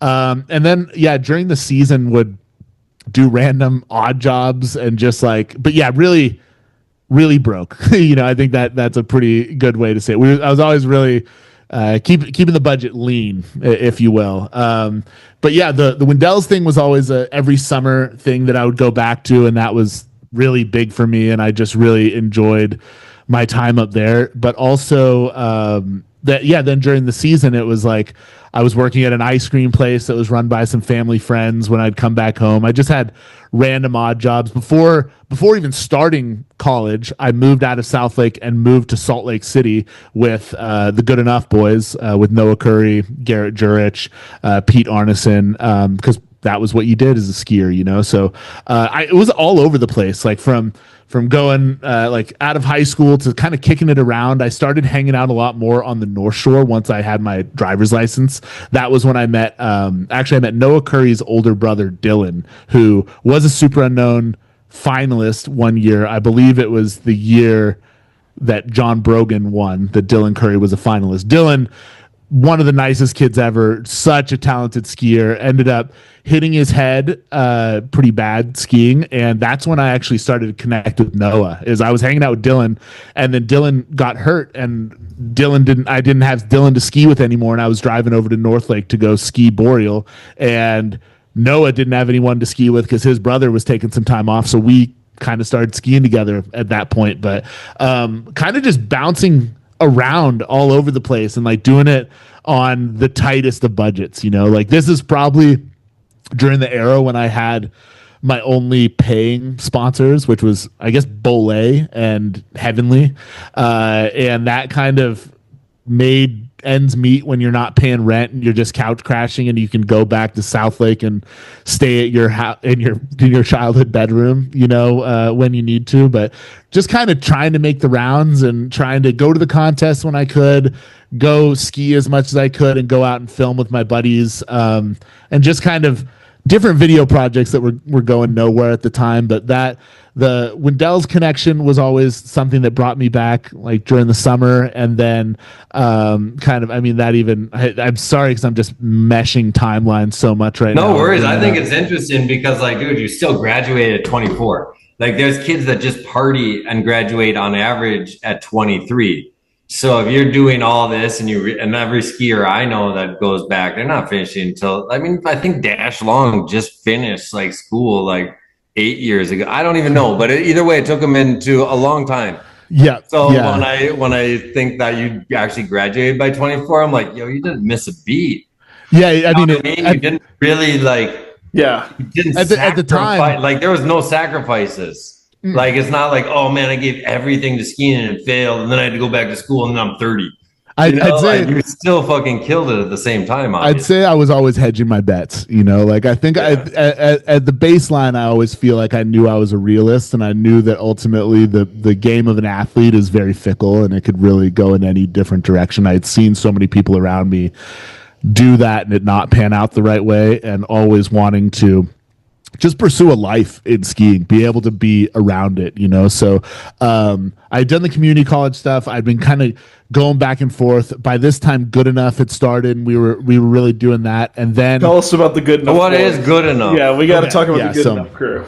So Good Enough is essentially, I watched Traveling Circus. I met Will and Andy at Hood, and thought that I had a parallel idea to do pretty much the same thing. Noah was the person I was skiing with the most then, but we had a crew of people that we skied with pretty regularly of varying ability levels, and the goal was to film videos and make video content regularly, and convince ski resorts to give us free lift tickets so that we could go ski with our friends and make videos. Like as I thought at the time, that was the Traveling Circus dream. You know, what more could you want than to ski places for free with your friends and make video content about it? Sounds dope as fuck. Oh yeah, so Noah Curry and I, that it was like our goal to do it. We started just doing it with a GoPro. We ended up convincing our buddy, Noah's buddy, like more realistically, Garrett Jurich, who Noah grew up with in North Lake, and I had known through skiing, competing with him. He moved to Sacramento with his buddies that were kind of pursuing skate dreams, and then that didn't really pan out. So he moved back to Tahoe, kind of as the goal would be we would live together. He would be the dedicated Good Enough filmer, and we would try to make this webisode series. Quickly after that, we met Pete Pete ended up visiting Tahoe when the first Woodward expansion idea kind of got floated. They did a summer park. So he had met Noah and Garrett while I was up at Hood. And so Pete came in the picture when he moved to Truckee, started hanging out with us and kind of just became a fixture of it right away. But it really was kind of just a way for us to do what we wanted to do and trying to travel around and ski with our buddies and make some videos. But it was also like the whole time kind of just a slight to us, like, hey, this is good enough. You're going to watch it. It's good enough. We're trying this whole thing. And that was where it also embraced we were just trying to get everyone involved. We had no bars held up in terms of like not letting people participate in what we were trying to do. And really we're trying to build that crew of homies, of the local talented guys that we're skiing around every day that aren't getting the shine put on their name, and try to be able to expose them through our efforts. So that was a big thing for us, like just trying to, at the time it was just bouncing around Tahoe resorts and trying to convince Eric Rosenwald to give us a little bit of money to make more consistent videos at Boreal, when why would he? Our videos were terrible and the music you couldn't play for anyone you're trying to sell tickets to. How long was Rosie at Woodward for? So he was like all of my time spent at Boreal, when you'd call it Boreal instead of Woodward, he was there. He was like building the pipe. Because I'm just curious, because because I lived in Tahoe 2005, 6, so I remember his first year being up there before the Woodward thing. So like I did rail jams with Time out 1 second. Sorry, fam came home and the dog was trying to get out of the room. No worries. You're talking about I was just telling Ethan that we're probably going to have to take a halftime intermission. Oh yeah, to make sure I give you a proper interview, because it's just impolite if I'm not chain smoking. So I might have to call a 7-minute timeout in approximately 20 minutes just to smoke a doobie. You're not doing it on camera anymore? Huh? Were you ever doing it on camera? I only listened to these. I was always in my garage. Like I could just chain smoke the whole time, and that's why I had my doobies per hour. And now, I lost my whole stick, man. That's rough. I don't even know who I am. I've actually been wondering the whole time. I was like, does he hate me? He's not even smoking. There's no DPHs. What's your DPH? Iberg 0. This fucking interview sucked. No, yeah, Jason, you've never watched it. If you go back and watch it, just put on any episode at like 2 times speed on YouTube. He's smoking the whole time. Well, I hear about it. Like, I stay to figure out what the count is, because it's always ridiculously impressive. The only one that I know for sure I need to go back and watch is the Mikkel one, because isn't that one where he just drops the gun on straight up? You need to watch the visuals; are so great on That's that. Insane, I'm just like, what the fuck is happening right now? Yeah, you guys have gotten some gold from this series in recent years. Well, it's just so fun, right? Because we're not talking others. Like, I just get to learn your story. Yeah. So it's just like, what? Because like now I'm just like sitting here. I'm like, God damn, when are you gonna fucking quit being a skier? What the fuck? How do you figure it out next? What are you thinking right now, graduate? Are your parents telling you it's time to get real about life? What's happening? Yeah. So, good jumping back in. So, college, like finished college, knew that I kind of knew the general direction that I would love to go. I would have loved to work in skiing, but that didn't really seem realistic to me. But knowing that the jobs that I had weren't going to cut it at the time of me graduating, I had, again, like I was judging already. I started judging before I even started at SNC. What year did you start judging? I think it was 2012 was my first. And how did you get into judging? So Pete Arneson, who I had met through doing the Good Enough stuff, he had been linked up with Steele Spence somehow. So Pete got involved with judging, and through us hanging out with Pete throughout the year, what Pete learned about me and Noah really quickly is while he was out doing these contests, we were quick to judge what he was doing at these contests. So we'd be the ones calling him after a contest, telling him he boned it. Just like, what are you thinking, dude? Like, how'd you let that happen? So we like from the beginning, we were very critical about the ski contest that we were happening. And Pete, I think, finally got tired of it. He's like, you got such an opinion. Why don't you try it? So Pete very thankful for him for getting me involved in this, because I don't think that this is a pathway that I ever. And what level was Pete judging at that time? Pete really, so he started at USASA, but then he really like demonstrated his ability as a top-notch judge fast, and was just greenlit to the top. So I think like year 2, Pete was doing X Games and Do Tour. He was doing Youth Olympic Games and stuff like that. I feel like before I was even really getting into it, he was traveling all over the place, and it seemed glamorous to us that he was getting to travel all the time, and we wouldn't see him for periods of time. But at the time, I didn't know the difference between Switzerland and Sweden, so like wherever he was in the world was kind of irrelevant to me. But cool, so you're on the road again. Yeah, exactly. You're gone, so we're just gonna hang out at your house while you're not there. But so yeah, Pete brought me into it. He asked Steele Spence when the Rev Tour, one of the first Rev Tours, was coming through Tahoe, could I sit in as a shadow judge? So I got to show up. It was like Rochi,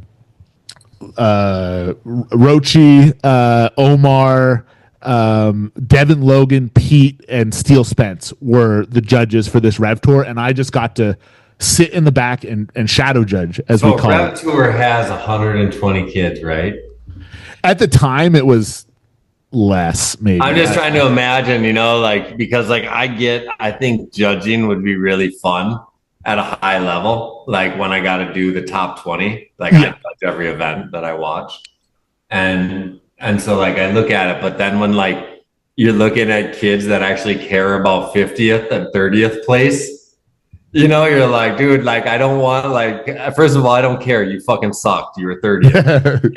Like second of all, like, are you really going to do that? So I always bugged out, like is it fun? Like when you see this opportunity, because I love developing the youth, but I feel like those kind of contests, man, it's just like you punch a kid in the face. You're like, how was the Rev Tour 50? and I mean, like, I'm such a loser. And you're like, no, you're not. Like, but I get 58th place. So I feel like in the contest, everyone's got to start somewhere, So like from the base level, judges are a big stakeholder in that initial development and like how people become interested in the competitive side of the sport. Rev is huge, man. The Rev, I mean, like the but Rev even more than Rev, like a minor league open. But you look at the USASA, for example. Like USASA is the one that I'll reference as the gnarliest contest. Period. You're stepping into that. Hey, just since you're on here, and if anyone from USASA is listening, fuck you people. You're the wackest shit I've ever known. And fuck USSA for selling you guys the youth development for my fucking sport. You guys suck. Step your game up in Minnesota and Wisconsin and Michigan, and all your shit piggybacking on us twin tip skiers in Colorado and the East Coast. Our numbers are bigger than your snowboard numbers. Fuck you guys. Sorry. Preach. Yeah, I have no idea. United States of America Snowboard Association developing youth twin tip. Fuck with that being said, USASA Nationals is the avenue for competitive skiing for the majority of people that are going to access it in a snow region in the US. Yeah. Like, and to your point, all series are not created equal in any stretch of the imagination. Like some have real full-time energy put into it. Some it is beyond an afterthought. But what like USASA Nationals is the only USASA event I've ever judged. I've never done regional, and that's a whole nother thing. But that's where you're literally judging 250 competitors doing 2 runs each throughout the day, and then taking a 30-minute break, and then watching another 150 do a rail jam where you have to rank 1 to 100 of all these kids, and you're doing that 4 days in a row.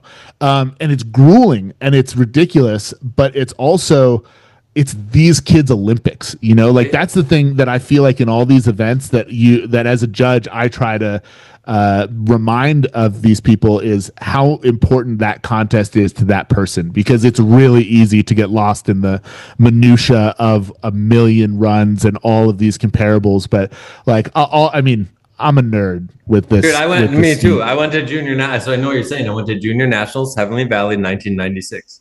Oh yeah, it was the biggest deal of my life. It means everything. It was the Olympics to me as a kid in Minnesota. Never going to a mountain in my life, never being on an airplane in my life, never fucking like landing on my head and not breaking myself or getting a concussion. Yeah, you just jumped out like, dude, it's the biggest thing ever. like It's to a kid. huge. I'm And I talking mean, so as an older person, like because I saw USSA give up on youth development and sell it off to USASA, I'm disgusted. And then I'm disgusted, especially coming from the Midwest, where the average contest has 3 to 5 skiers with 125 snowboarders every fucking weekend in Minnesota, Wisconsin, and Michigan. And they do it because they don't give a fuck about skiing, because the pioneers, the snowboard core guys that started USASA come from here.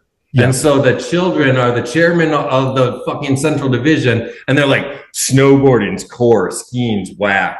So like if you got people running the youth development that think skiing's whack, and you're a boss and you do nothing, and now every kid in Minnesota that wants to get points flies to Colorado instead of goes to the local events, man, check yourself, USASA. Well, it's funny you say that too, because like you look at the numbers from USASA in that area, and it's probably not impressive. You know, you probably are. Oh, it's the worst in the country, and it should be the biggest. Then you look at Michigan, and you look at someone like Caleb Godwin, who's in Michigan, has just created his own community. They do the sorta session, and they get iPhone Caleb. Caleb, yeah, Caleb's iPhone. Yeah. And then he shows up and does a contest once a year, and there's 100 people that show up because the ski community is alive and well, and they're just not capturing it through. We have 140 at B-Dog's event at Wild Mountain.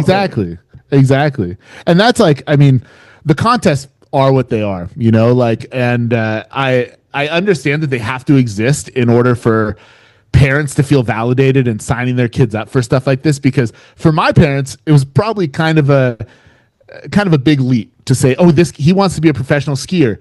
Who are the examples we're looking at? You know, there was no gold medalist. There's no, you look up and see, okay, Josh Christensen won the Olympics. Oh, he's a pretty stand-up guy. Okay, he got his start here and he went through this. It was like kind of figuring it out in real time, and now this legitimizes it in a way that parents see trackable metrics to be able to push their kid into this track to one day have a potential of being at the Olympics. But it just turned the shit into soccer parents. Oh, absolutely. Like already, because you think about how much money people used to spend on the best guys in the world, the Tanners and whoever, they were already spending the same kind of money that these parents spend now, right? And so the whole idea was, but before, they were investing in the belief of their kid. Yeah. Right? Because they're like, Dad, I'm going to try hard. Dad, I'm going to go out every day. Dad, I'm not sleeping in. Dad, I'm not just doing drugs. Mom, I'm doing this. I'm going that. So the parents used to invest into these kids wanting to create, work hard, be different. Now they're investing in their kids so they can sit at their fucking country club and be like, my kid is trying to be on the U.S. ski team. He might be thinking for 2030. And you're like, dude, you're so fucking whack.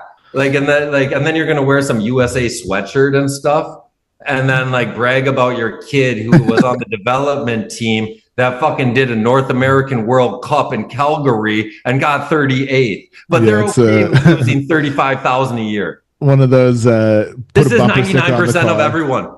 Oh yeah, I mean it's a money. I mean the whole industry is like making so much money, and then at the same time, like, the skiers themselves aren't making money, and that's the ridiculous thing. Because I look at these contests, you know, and something that I've been on my battle with over the years in judging is like, okay, so these contests can't happen without judges. Period. They can't. But if you aren't willing to pay the judges, which always seems to be something, what's the level of the contest that you're pushing out? But there's always money for these contests to continue to perpetuate, because there's money in doing them for someone. You guys work for fucking nonprofit organizations. Yeah, so since you work for nonprofits, they're like, you know what? We can get a soccer mom who's fucking certified. She went to the clinics. She got certified to judge the corked rotation. And now we can pay her $125 per event because we bought her a plane ticket, and she can brag to her friends that she went to Italy for 5 fucking days. So your whole judging structure is run by the biggest fucking, I can't even think of a non-slur word in 2025, but since they're all nonprofit pieces of shit, like, it's nuts, dude. Like, you fucking work for like the worst humans that I've ever fucking known in the goddamn sport. And like, dude, tell people right now how much you get paid for a World Cup, just your salary on a weekend World Cup to judge the world's best. Yes, I mean the World Cups, like on the payment side, it's all through the federation, you know. So like our rate up until 2 years ago has been 100. It was 100 Swiss franc a day. God. Exactly. Like for the math whiz out there, like the Swiss franc's a little bit stronger than the dollar right now, probably equates to 120, but at times it's been 95. It's pretty much equal. It's the most equal to it's the pretty US dollar. pretty darn equal to the US dollar. But so they've made some improvements recently. It's up to 125 a day baseline. And now at the World Cup level, we do have a tiered payment system where you can get up to 250 Swiss franc a day for the contest days. But again, this is specialized work. This is work that like the judging community, genuinely feel like there's not everyone signing up to do this, nor is everyone equipped to do it to the ability that we feel we've become able. So we're pushing for better payment. And you look at like the AFP, which was the Association of Free Ski Professionals, which was spearheaded back in the day, Chris Schuster, Eric Zerenner, and Steele Spence. Like my intro to judging was through the AFP's involvement coming to a contest that I was judging, and Steele getting up in front of the room and explaining the judging to me, because up till then it had all been a mystery. I showed up to a contest and there was no black and white as to what I was going to be rewarded for. And the AFP and more realistically Steele himself, I feel, was a big validator to me as to that the contests were being adequately thought out, and that there was a methodology to the judging that I could get behind as a competitor at the time. But yeah, I mean, like the AFP set judging rates and so like X Games Dew Tour was always on AFP rates, USASA Nationals. We used to have a ton of different contests before everything's turned really Rev Tour, Future Tour, Rev Tour, World Cups, where North Face Park and Pipe Open, World Ski and Snowboard Festival up in Whistler. There was a bunch of other contests that all adhered to this pay scale as set out by the AFP, and then FIS kind of came in and just homogenized everything into their system, and that affected that pay rate. And then as everything continued to evolve with all the privatized events pulling out, it became the only game in town. And what incentive do they have to change it without a lot of pushback, which is kind of where we've been fighting with for years, because like ultimately that's just the plight of a judge, is all of us care too much to step away, but none of us are really making a living in a way that it justifies the amount of criticism and attention that we're putting into this thing, No, and that's why it's broken. Like, there's no way, dude. Like, there's always, if you say fuck you, there's going to be someone that's going to be like, I can go to Italy and judge next week for free. Absolutely. Because everyone comes from a privileged background, so they know they can say fuck you, you'll take what we give you. Exactly. Just like they do with the fucking bobsledder. Just every single athlete, man.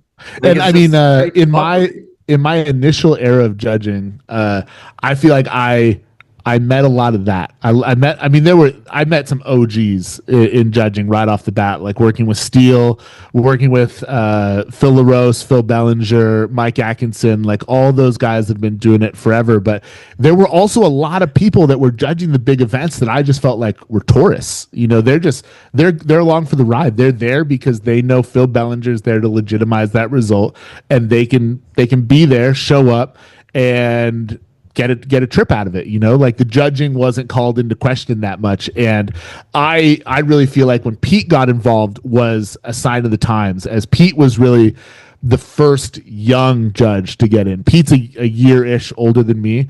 But like in the judging world, he was a baby, and when I got involved, I was like Pete was vouching for me. He got me involved. I think I did well enough at the shadow judging at the Rev Tour that they then gave me a couple opportunities to get involved at the North Face Park and Pipe Open, which was in Tahoe that year.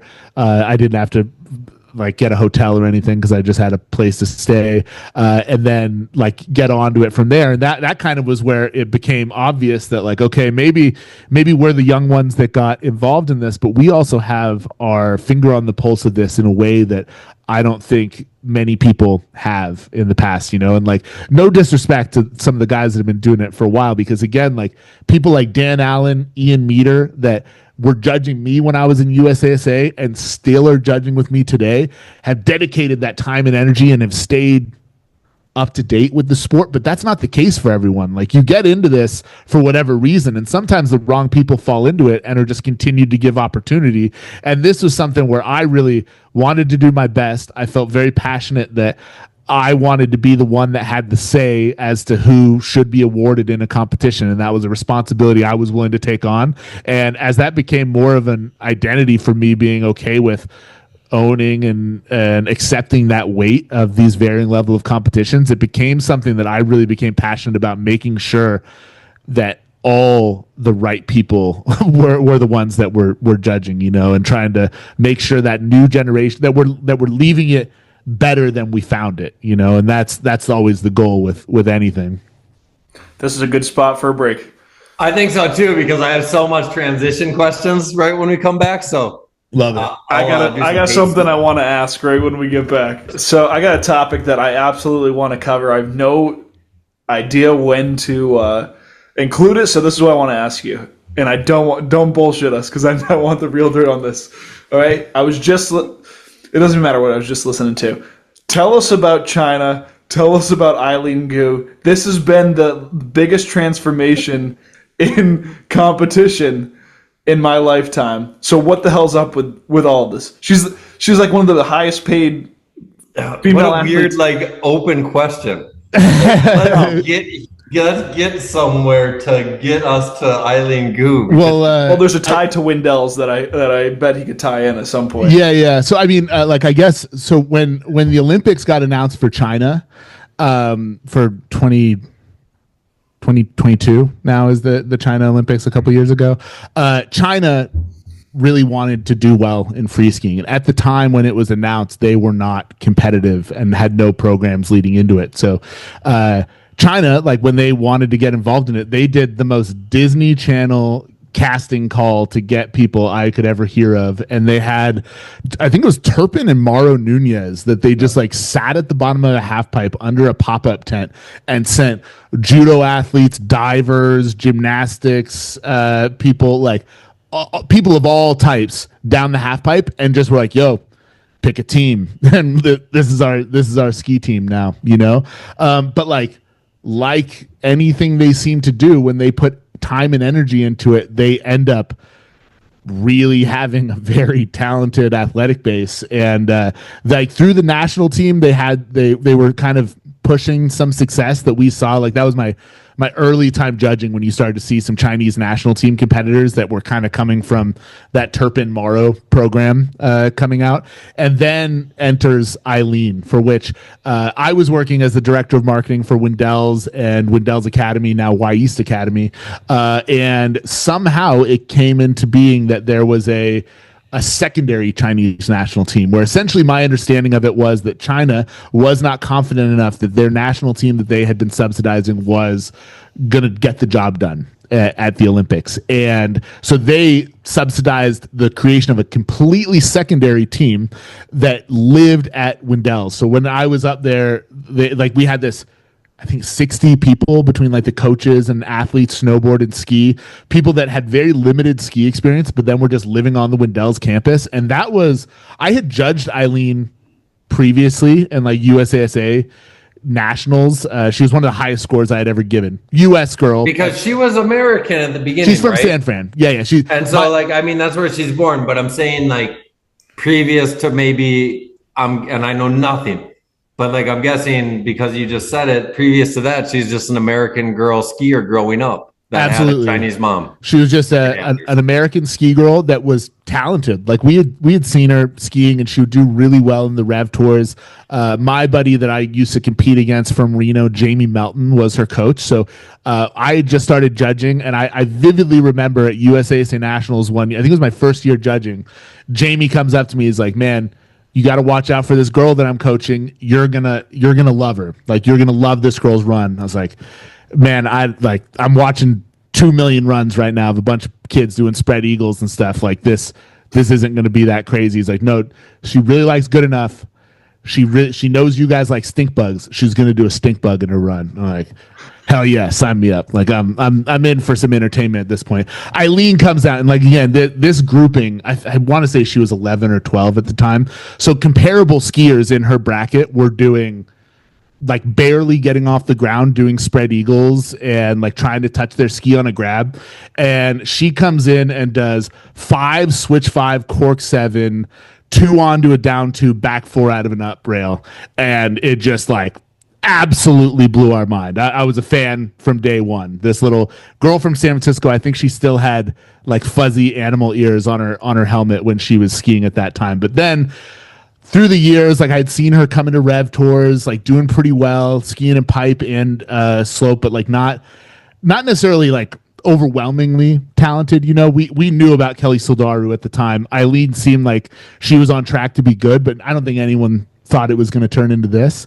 And then through this secondary Chinese national team that was kind of manifesting at Wendell's at the time, she started to spend some time at the academy, to my knowledge. That's when I started to see her around there. And then that seemed to be kind of when I started to see her working with the Chinese team. And it just seemed to me that there had kind of been probably an opportunity for her to join the U.S. rookie team, for which the support probably was not significant compared to what her mom was able to organize for her to get from China. So that's when this young girl that we had known as the girl from San Francisco that was like doing well at Rev Tours now was representing China and going to start taking that on, which ended up being very successful. Now, you know, I mean, she really embraced it. And at the last Olympics, she made a name for herself in a way that, like, even had she got last place in everything at the Olympics, she'd still be doing just fine. Like when I was there during the Olympics, she was,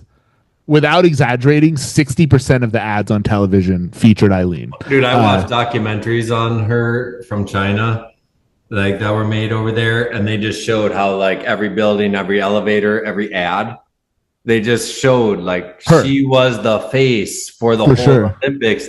And so like I was watching this 2 years before the Olympics, a year before the Olympics. And I was like, holy cow, man. She's like this American girl. And then they were able to sell her, you know, because like so many levels through fashion and then whatever. So like I never seen anything like it. So I watched it. I should try to find it for you. It was a school teacher that taught English to kids. And he did the documentary as teaching American West Coast girl slang to his Chinese students because of her. Oh yeah, because she talked like a Western Californian. It's a cultural phenomenon and stuff. So he used the whole documentary was based off her English slang to teach them English because she was a relatable face in their everyday lives. And he's like, I'm blown away, but it's a great lesson. Thing that I get to use for Chinese to see a Chinese person to teach them English and then teach her origins of being in San Francisco. It's just right. I mean, it's like ultimately, I mean, Eileen, like what she's done outside of skiing is remarkable. Like, you know, I mean, you don't get to be the second highest paid female athlete. Dude, she was the first in the world 2 years ago. She was ahead of Serena Williams 2 years ago. She was number one in 2022 and 2023. And then she became world. This year she's second. Okay. The list I saw, she's second. But I mean, you don't get to, that's not through skiing, you know, like, I mean, skiing built that. Skiing was the catapult that like gave, but like, I'm so appreciative of people like her and people like Gus that once they make that crazy shot that gets the rest of the world to care about them, that they come back and still put time in. Just compared her to Gus. I mean, Gus, like it was.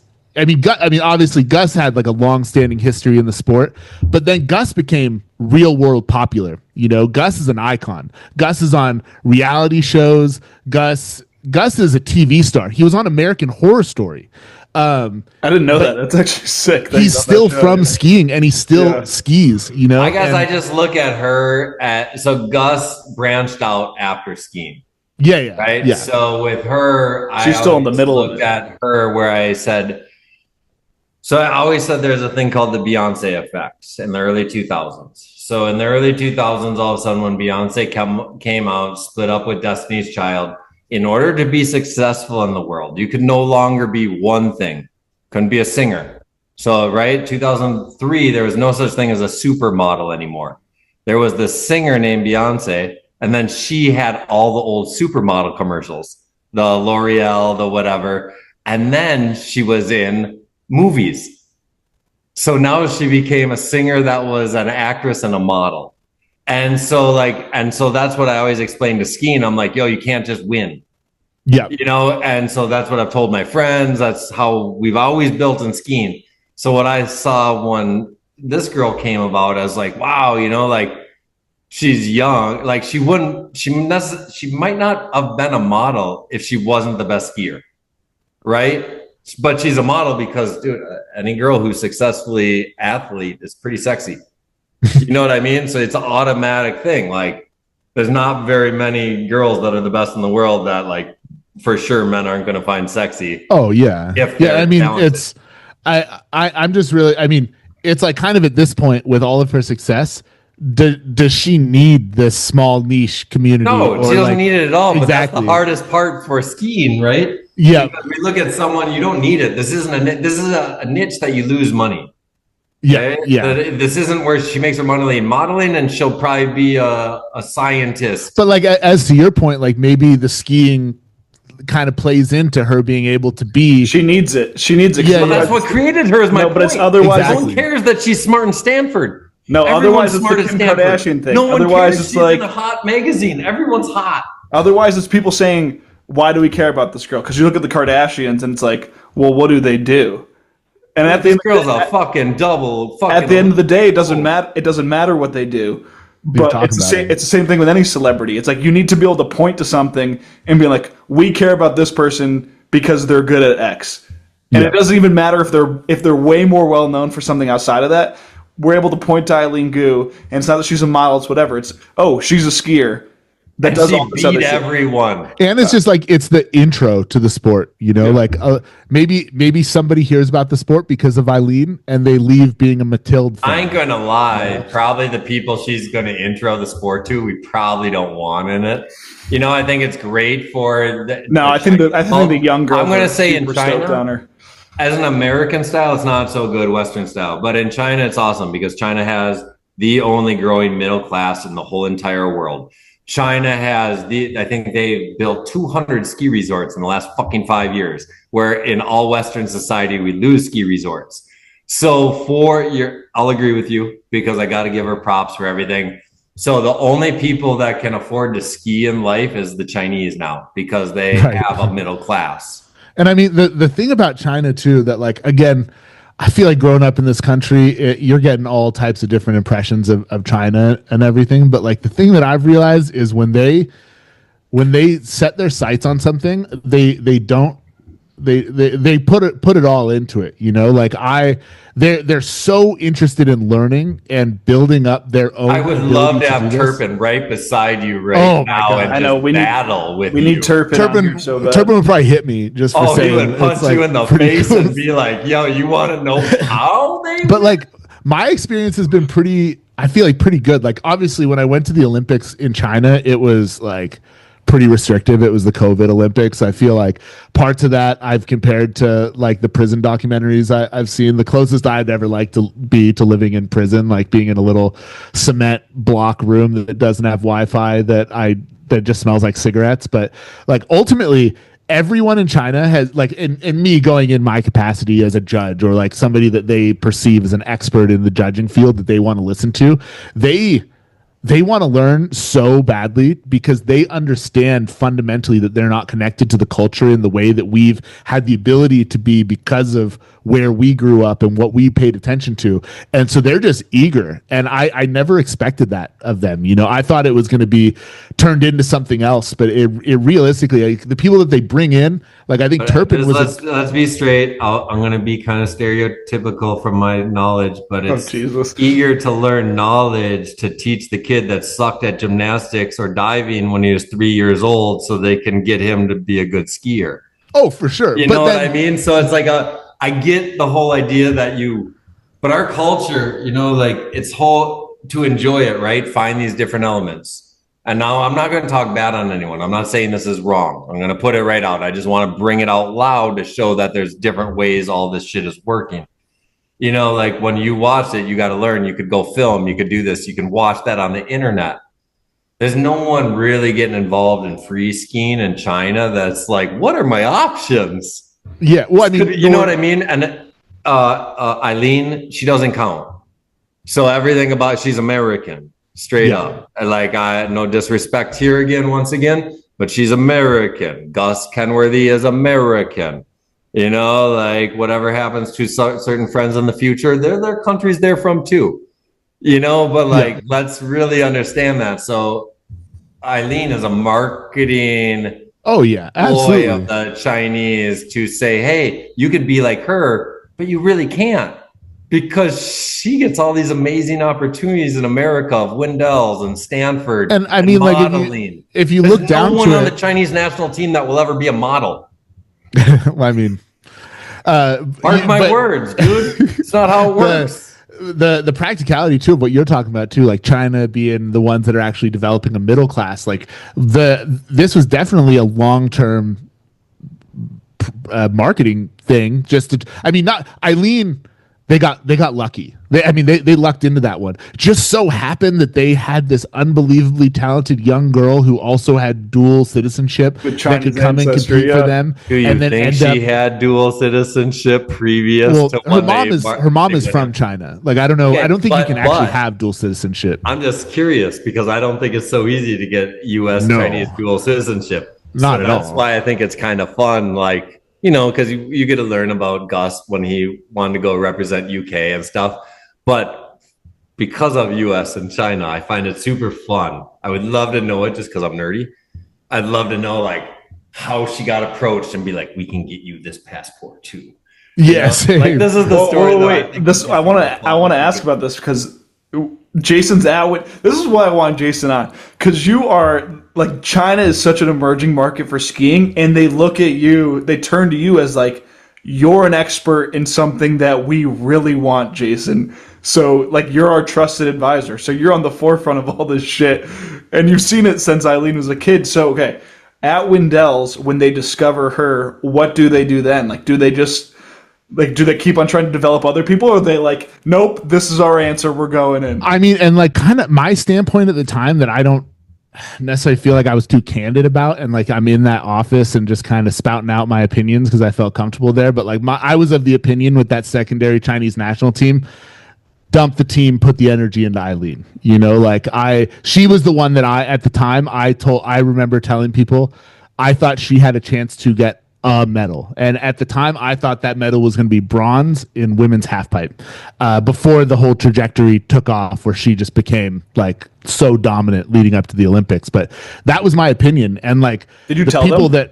Oh yeah, I told them. I mean, I don't know where that message ended up, but that's what they ended up doing, was not doing that team and then putting the money into Eileen. And like, I'll take no credit for that, nor would I want to, but I definitely was, I was not shy about my opinion that I did not have a ton of faith in that program, and that I had a lot more faith in Eileen specifically than I did their ability to create something out of nothing in the way that they had in this experiment that was already a couple of years farther down the line in their other national team. And you got to think, they're spending all of this money on a secondary team based in the U.S. Were they like renting out the whole camp? Like, what was their...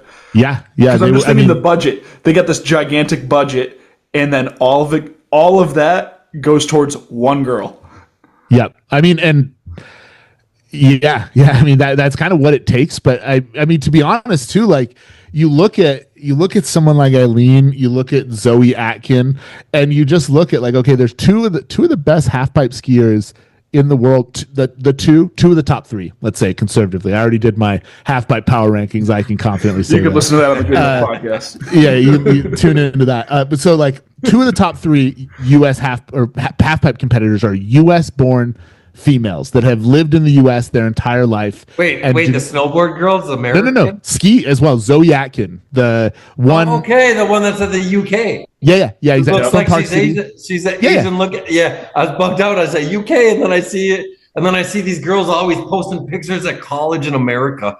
And I'm like, yo, you need to take that flag Well, down. she's to my knowledge, she's from Park City, and like Eileen's from San Francisco. So these two, the two most talented female halfpipe skiers right now are both from the U.S. and both representing other countries. And where was the breakdown in our development process that allowed that to happen? Like we have a flooded system, but we somehow let those two that ended up being so dominant slip by, And, I think China you can't compete with. That's the easy answer. There's no way there's no way. She was undeniable, the best bet you could ever put money on. And the thing I'll say about Eileen too, China, right? Is she understood the opportunity more than anyone I've ever met. Like when I talked to her from day one, it was like I'm here to ski for China. I'm here to try. I would like to expose a whole different demographic to this sport for whatever for what it's worth, and like to be cognizant of that as a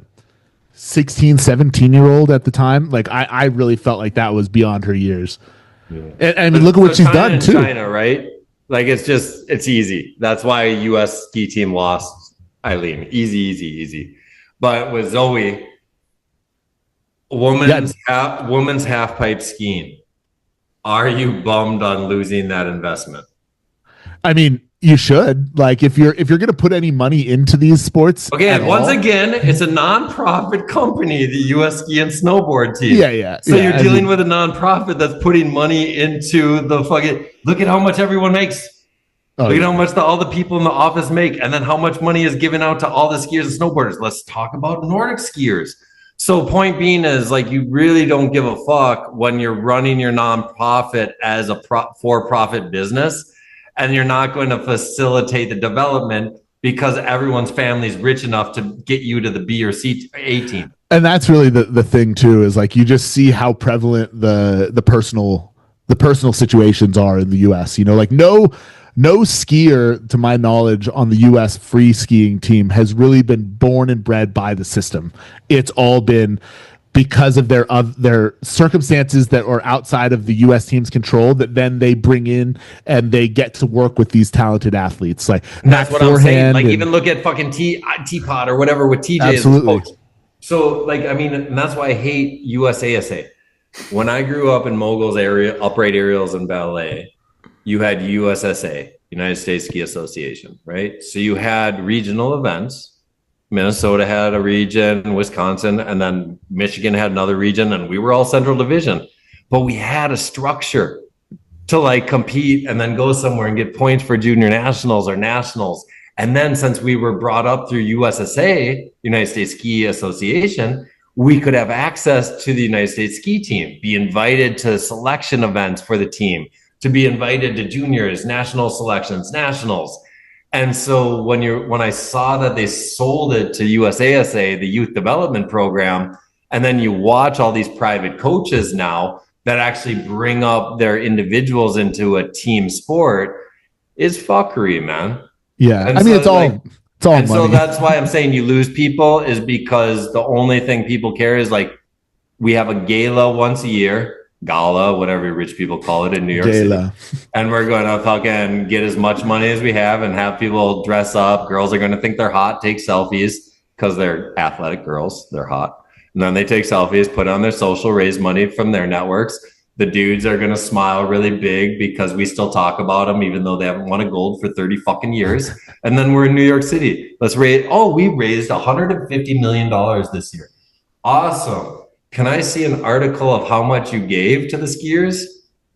Yeah. So, I mean, it does seem disproportionate to say the least. Yeah, that's why you lose people, man.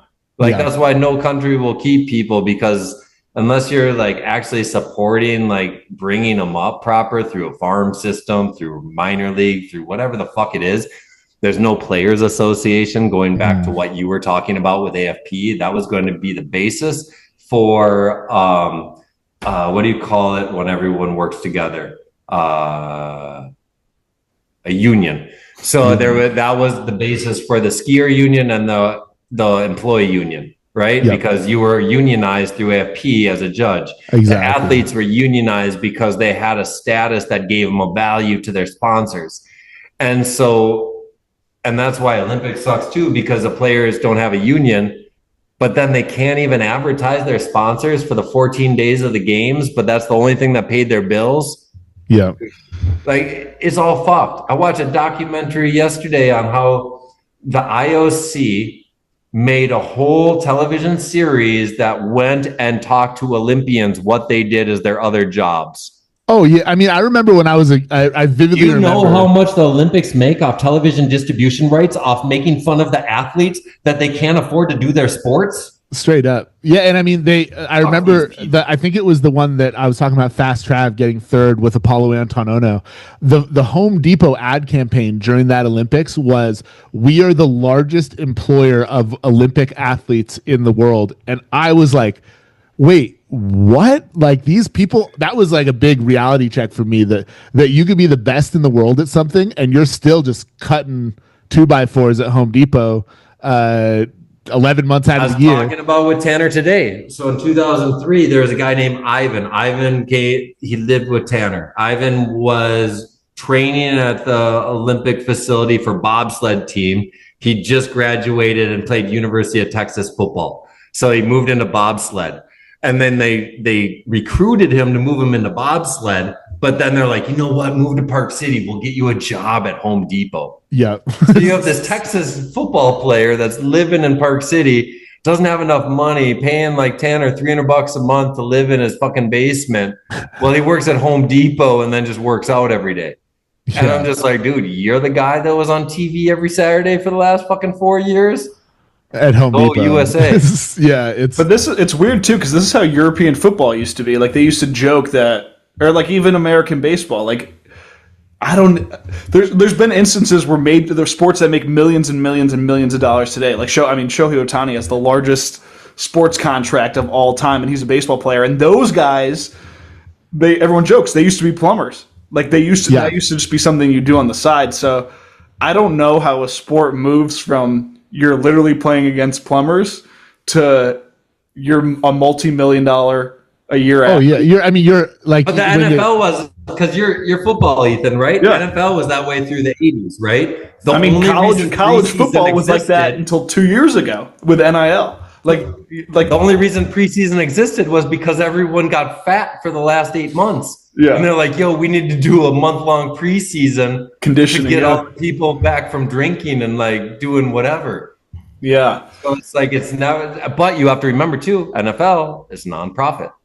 So it's actually might be a great case study to understand, because they've been nonprofit forever. So how they pay people. NFL's not, I don't know if NFL's nonprofit.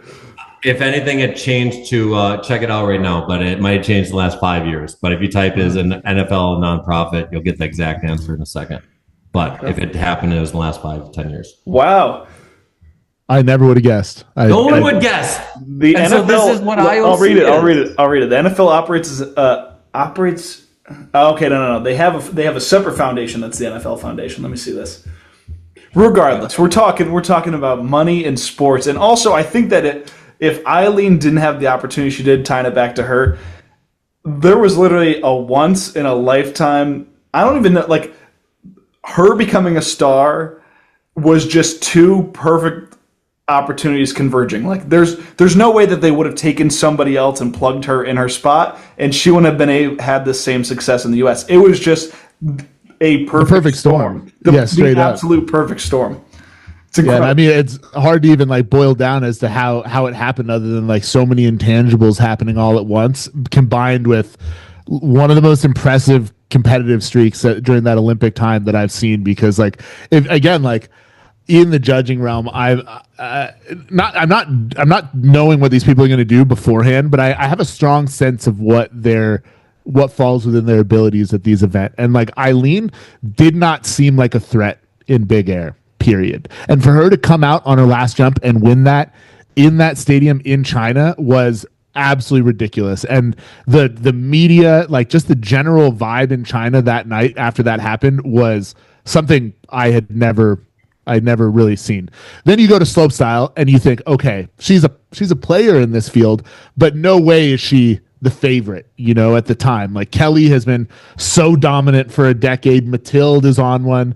Tess, this just can be another tangent in general. The women's slopestyle big air competitions have been my favorite for Me the too. past couple years Hands because down, snowboard and ski. they're absolutely at the level where it's the most exciting. Like I often think that the guys is more like watching robots competing against robots. So I have absolutely no empathy for any mistakes they do. But the women are just like on another level, pushing the sport on a day by day basis. And for Eileen to be in the mix, end up in silver in slope, and then dominate halfpipe in the way that she did, like the perfect storm altogether. I mean, I really don't think you could have written a script that ended up with her where she is right now. There's no better script at that age. Everything she is American Chinese, China, in China, dude. In controversial 1 year of competition, in one event, she gets to have her name in the history books beside people like Usain Bolt. Right. Usain Bolt had to win 4 fucking Olympics.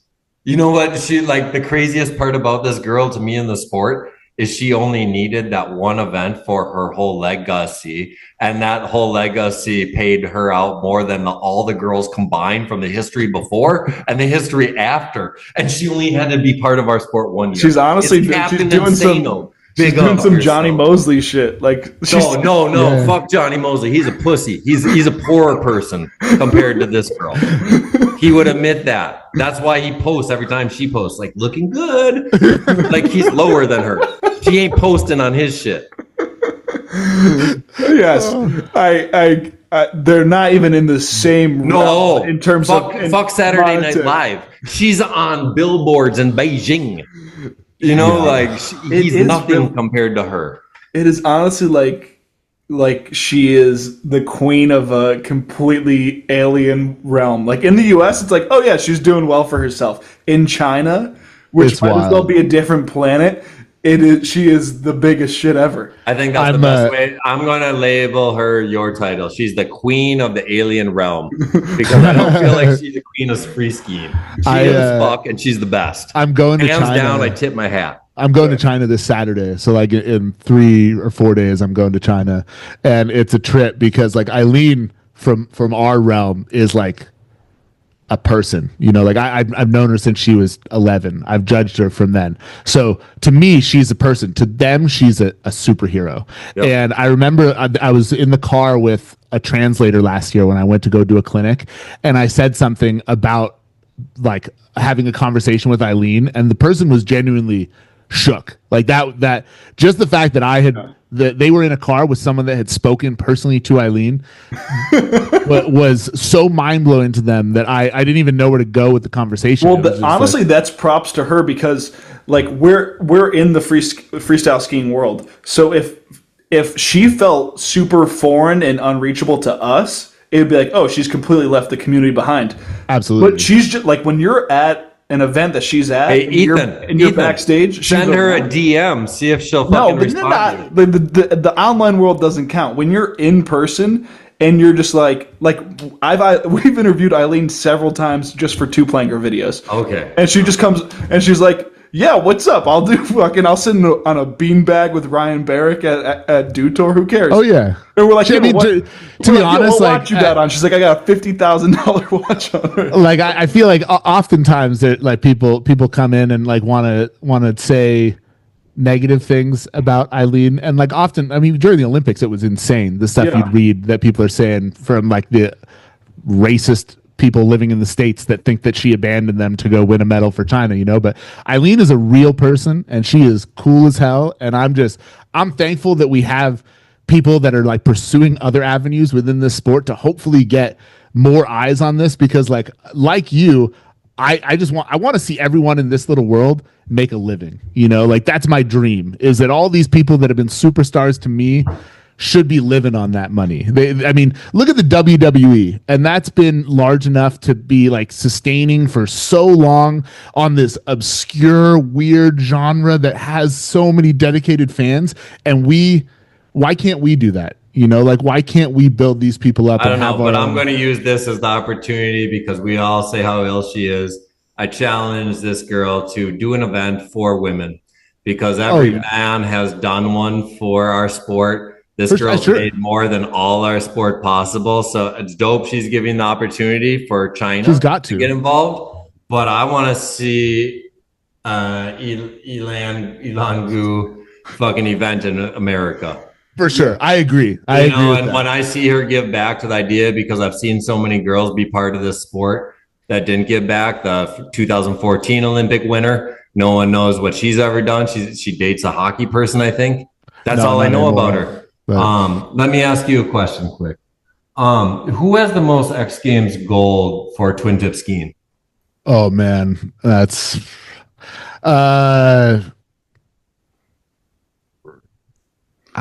I really don't know. You don't know who has the most X Games gold? No, You're I like mean, the judge just guy. guess. Yeah, no, X like Games gold, from twin tips. that's something Both that rounds, the air, I would be half pipe. first to say about myself. Like I watch the contest and I create the results. I don't remember the placings, but I can remember the runs pretty well. Who would you guess?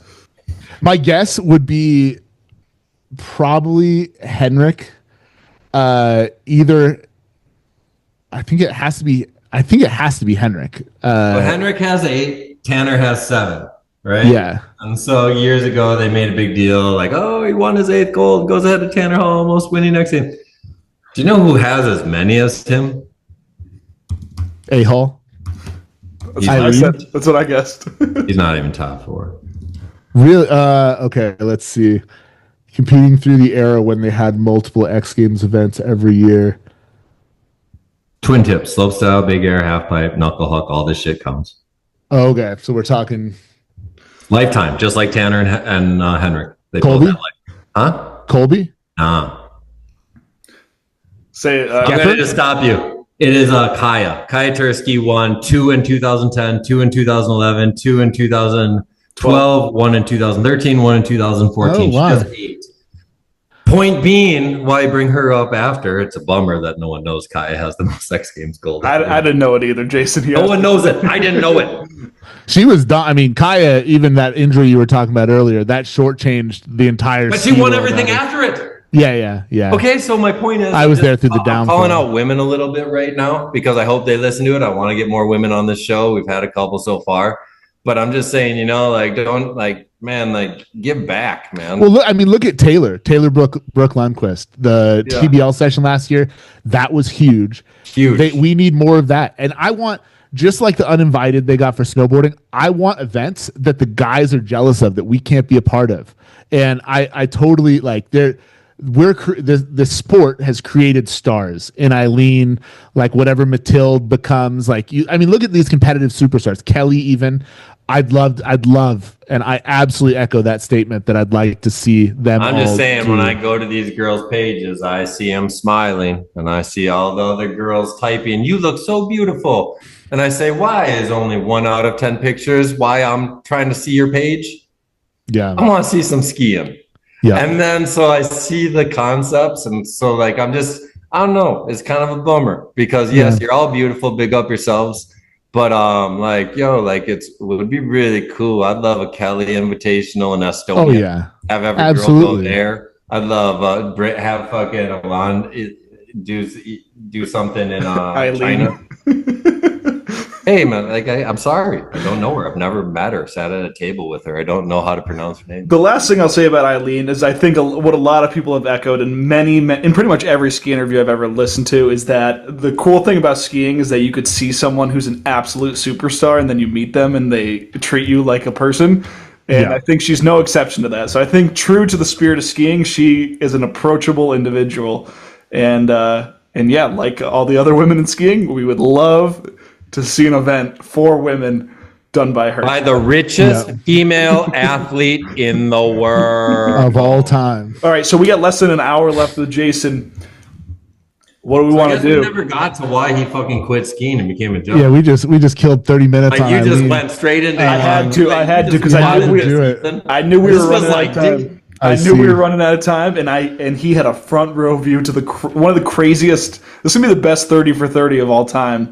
Right, like straight up, her rise is the craziest sports story of all time. Here's the only thing though, man. What's she do next? 1 year doesn't impress me. In this sport, it's longevity, and so we know she's going to be very smart. We know she's a beautiful girl. But how do you come when you fall this hard that she did in the last week and she did last January? Yeah. So like what I'm interested in the sport, as someone who cares about the sport, she doesn't need to come back. It's probably a really bad decision to come back after concussions and injuries when you can smile and get an education. You hit your head, you can't go to Stanford tomorrow. You can't study for that test. So what's interesting right now is everyone I've surrounded myself by, they always made the wrong decision of giving to the sport tomorrow. And I'm interested if she gives to the sport tomorrow, or if she does the Johnny Mosley, where it's a risk versus reward, and I'm out. I back it. Yeah, I think I'd love for more of that in general. Like, again, my favorite interview you guys did last year was with Ferdy. I just respect Ferdy so much, and like the avenue he's trying to create and just doing something completely different. And I think every step of the way, you'd have people that think they understand this world telling him, you can't do that. That's not going to work. You're not that dude. No way. And every step of the way, he's proving them wrong and redefining the culture day by day, you know. So I think there's a lot of opportunity for people to do that, and I really invite the women to get involved with that. And there's a lot of faces that I mean, and Eileen would be such a figurehead. She would murder it if she started her own ski clothing company. Oh yeah. And then actually made a free skiing team of girls. First of all, it wins because it's fashion, and I've been trying to get girls to make clothing in our sport for about 20 years, but it's easier to get paid than start a company. But if she did it, she actually could have that fashion luxury look that she already markets, and then market herself, but then put on a team. Could you imagine? Because there's a girl, I always back this, Kari Tra in Norway. She has Kari Tra clothing, mogul girl. Fucking won, I think she won a gold in 98 in wherever, in Nagano. But so she started her own shit and dominated. So like I'm always looking at who's in twin tip world is going to do that. For sure. Man, that girl would just murder if she got into actual fashion for focus, like used our sport as her models. I don't know. I'm just trying to see, like, if I was her friend, like what could she actually do where it's like beneficial? Because like, dude, our sport has no benefits to anyone.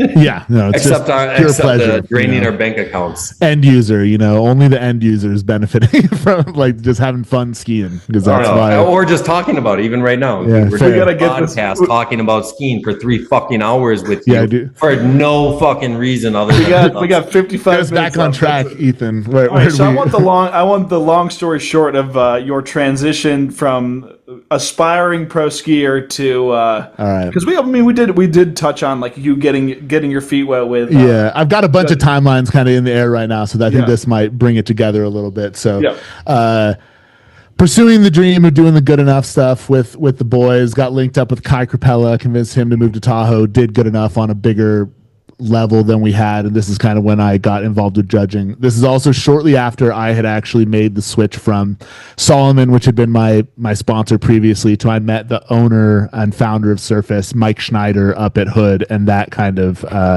was the connection that I mean, like what a lot of my personal life today is related to me getting aligned with Surface back then. With that alignment, that was kind of me taking a step back, understanding that I didn't really feel I meshed well with like the football environment that kind of Solomon kind of created, where if I wasn't the next young hot starting quarterback, I was back of the bench and I wasn't going to get the preferential treatment. So Surface, I just really bought into to Mike. Like Mike was a guy that really, I think, I really liked talking to him, and what he was doing with Surface at the time I thought was really cool. And the fact that he wanted to pull me away from having to feel like I had to keep going down the contest route. And so I was really fortunate for that. And that was kind of my G Suite era, like where I put out the best video of my career. Probably the only time when I had people that were like trying to actually reach out to me and give me skis. I had a couple people emailing me trying to sponsor me and get me off of Solomon at the time. But Surface, I just felt resonated with me, continued to make me feel like that was a better avenue for me to fit in with as I continued to pursue these video pursuits, which were just park videos, but then Stepped really became a big influence, and 4x9 in making everyone feel like they needed to get out in the streets. So that was something that we tried our hand at. Myself, for sure, unsuccessfully. Like I really don't think anything I did was worthwhile or notable outside of the park ever. But kind of around then, like I realized everything I was doing through Good Enough, like I really liked tying everything together and the marketing of all of it and the showcasing of these videos and bringing everyone together and making it happen.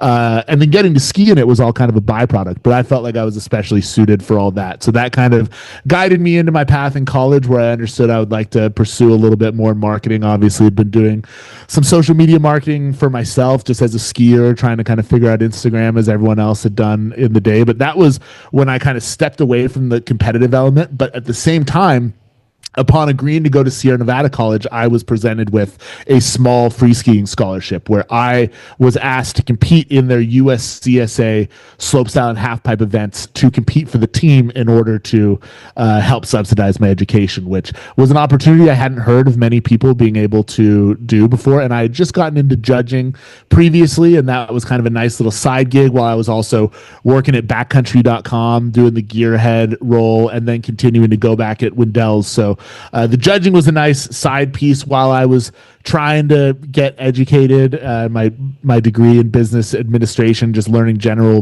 business specifics, but understanding that I really wanted to stay connected to the ski realm. And at the time, judging really seemed like something that wasn't going to pan out. But still doing these contests, even while I was judging. I remember I competed in USCSA Nationals, the only half-pipe contest I've ever done, and I won because that's the level of competition that there was at Sun Valley for this thing.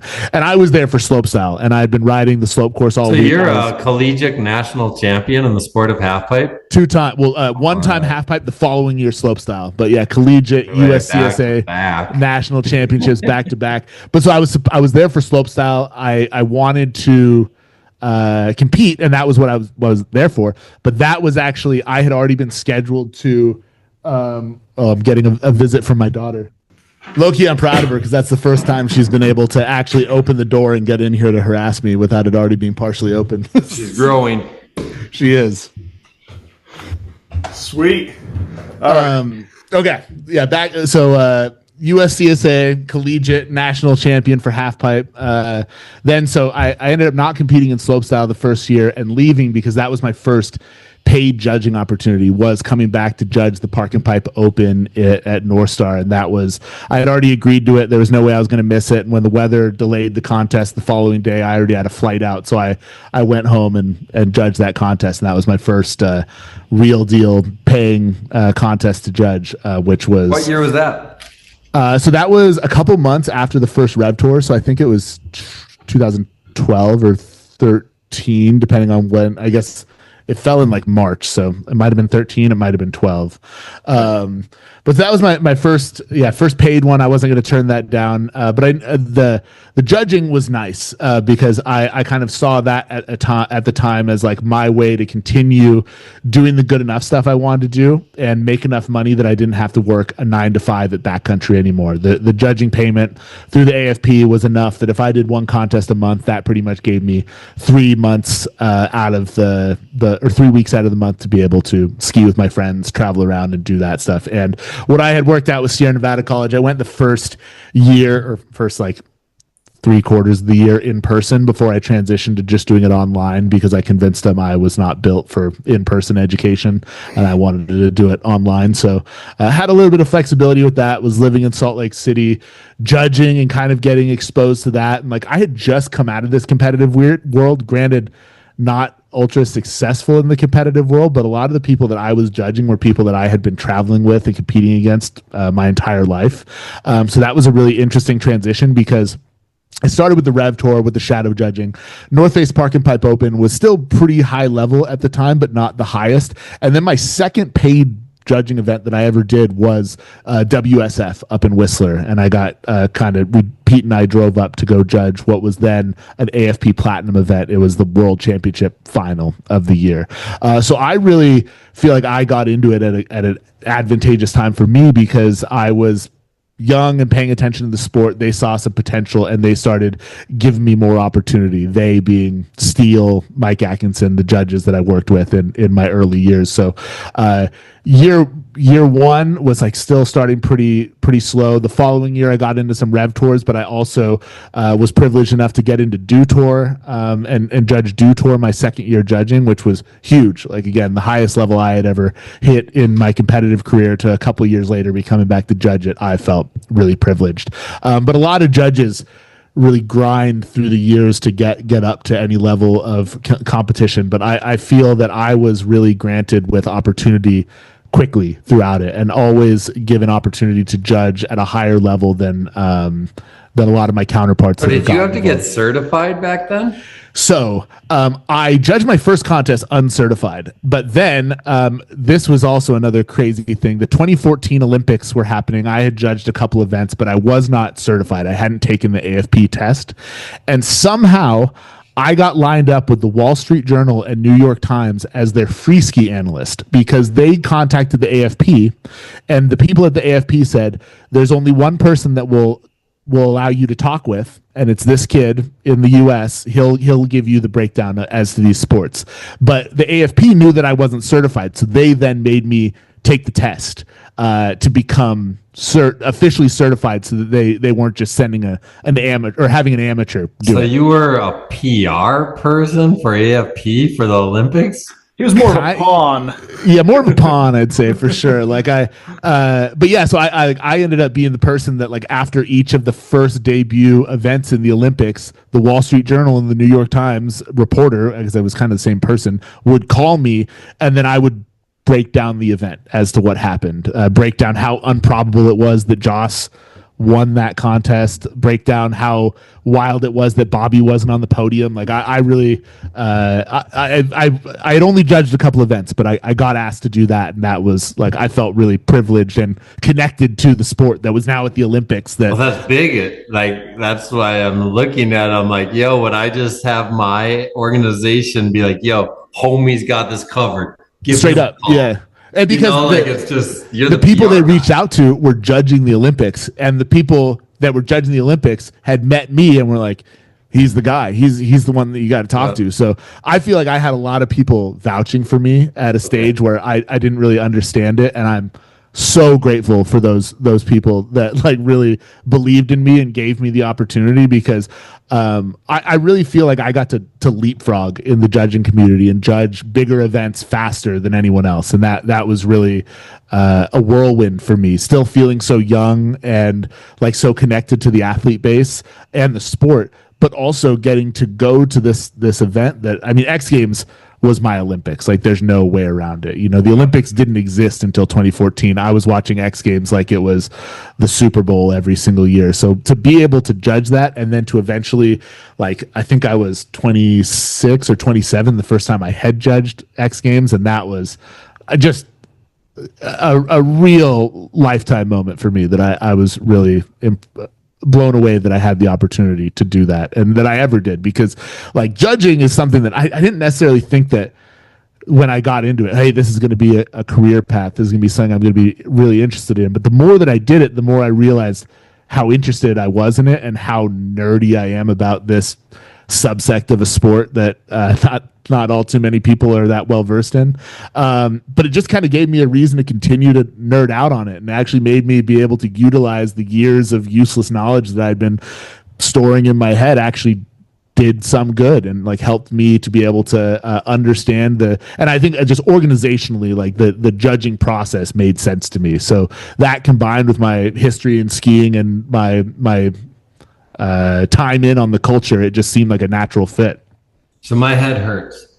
You just called it a career, but then we were talking a little earlier about making $100 and some dollars. Oh yeah, well, I mean, career. That's so I'm curious, like, so when you're into this, like, you graduated school within like a handful of years, you're a head judge at X Games, but like, are you making? What else do you do? You know, like, there's no way you're living off just judging.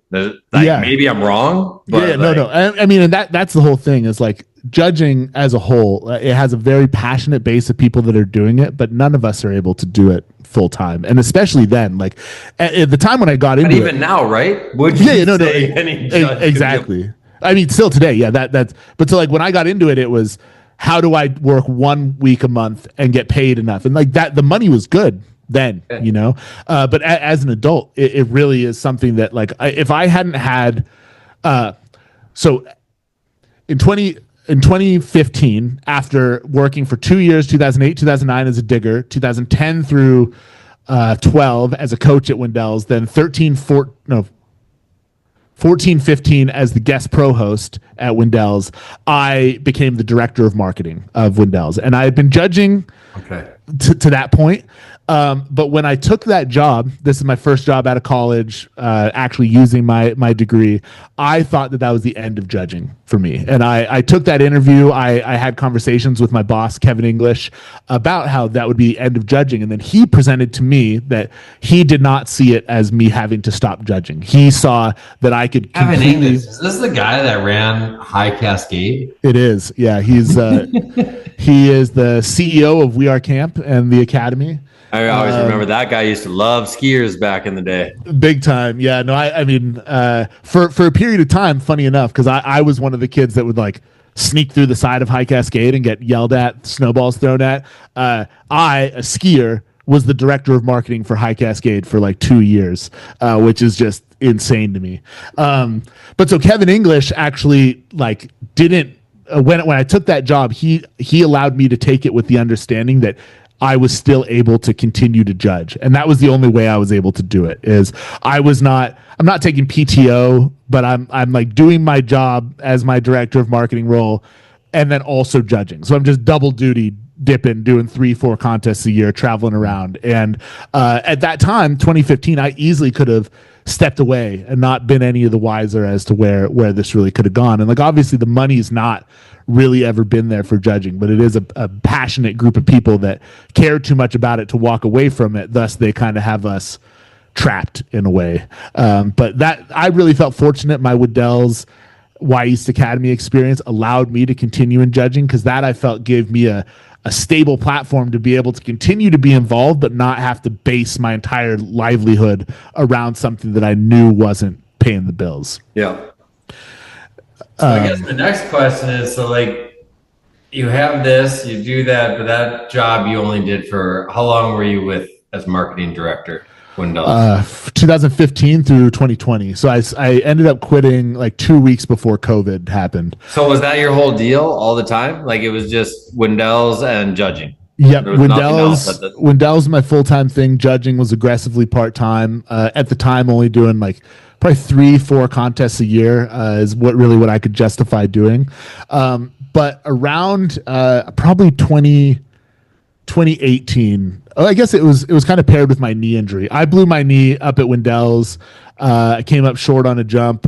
That was like the injury that really felt like a setback to me. Thank God my now wife was my girlfriend at the time, because I honestly don't know how I would have gotten through this at the time. But like as a 28-year-old, having a major knee injury is catastrophic, not just a setback where your parents are taking care of you. I was out on my own.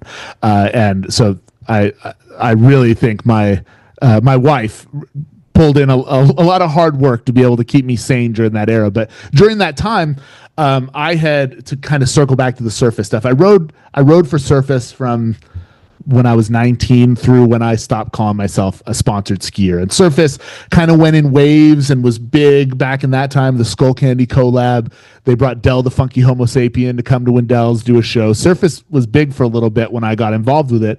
But then as my Who was their big guy? Was it Nyman was their biggest name? Yeah, Blake Nyman for sure, like the OG Surface dude. Jeff Kiesel, John Ware, Banks Gilberti were kind of my era a little bit more. But so I got involved in the Surface stuff, which so Surface was doing well, but then Surface kind of started to taper off a little bit. But at the same time, I wasn't taking my skiing too seriously, so I wasn't necessarily calling myself a sponsored skier, but I was taking skis every so often when they were given to me and not paying for skis. I was still riding Surface. I would consider myself a representative of the brand, but the brand kind of died for a while. And then Steve Weinstein, who is my partner in it now and the owner at the time of Surface, who bought the ownership from Mike, who sold they were partners of it, Mike and Steve. After Mike had been the founder, Steve bought in. They were partners. Then Mike had other interests and started to pursue some other avenues and sold the remaining interest to Steve, at which point the brand kind of stopped for a while. And then Steve wanted to bring it back. And I knew Steve through my limited interactions with him at the time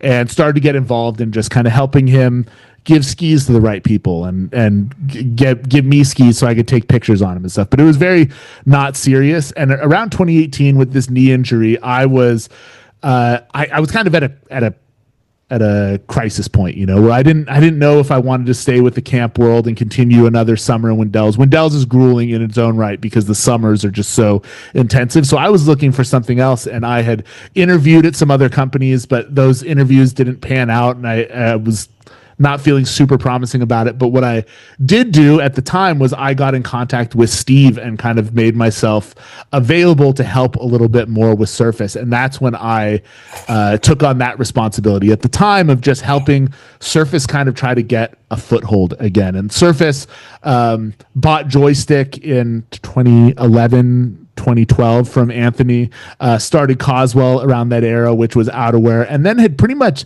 dissolved from probably 2014, 2015 through about 2018. And then that was the point when I kind of linked back up with it and started helping with the social media side of it, which ended up being pretty successful. And Steve, who I work with this, has been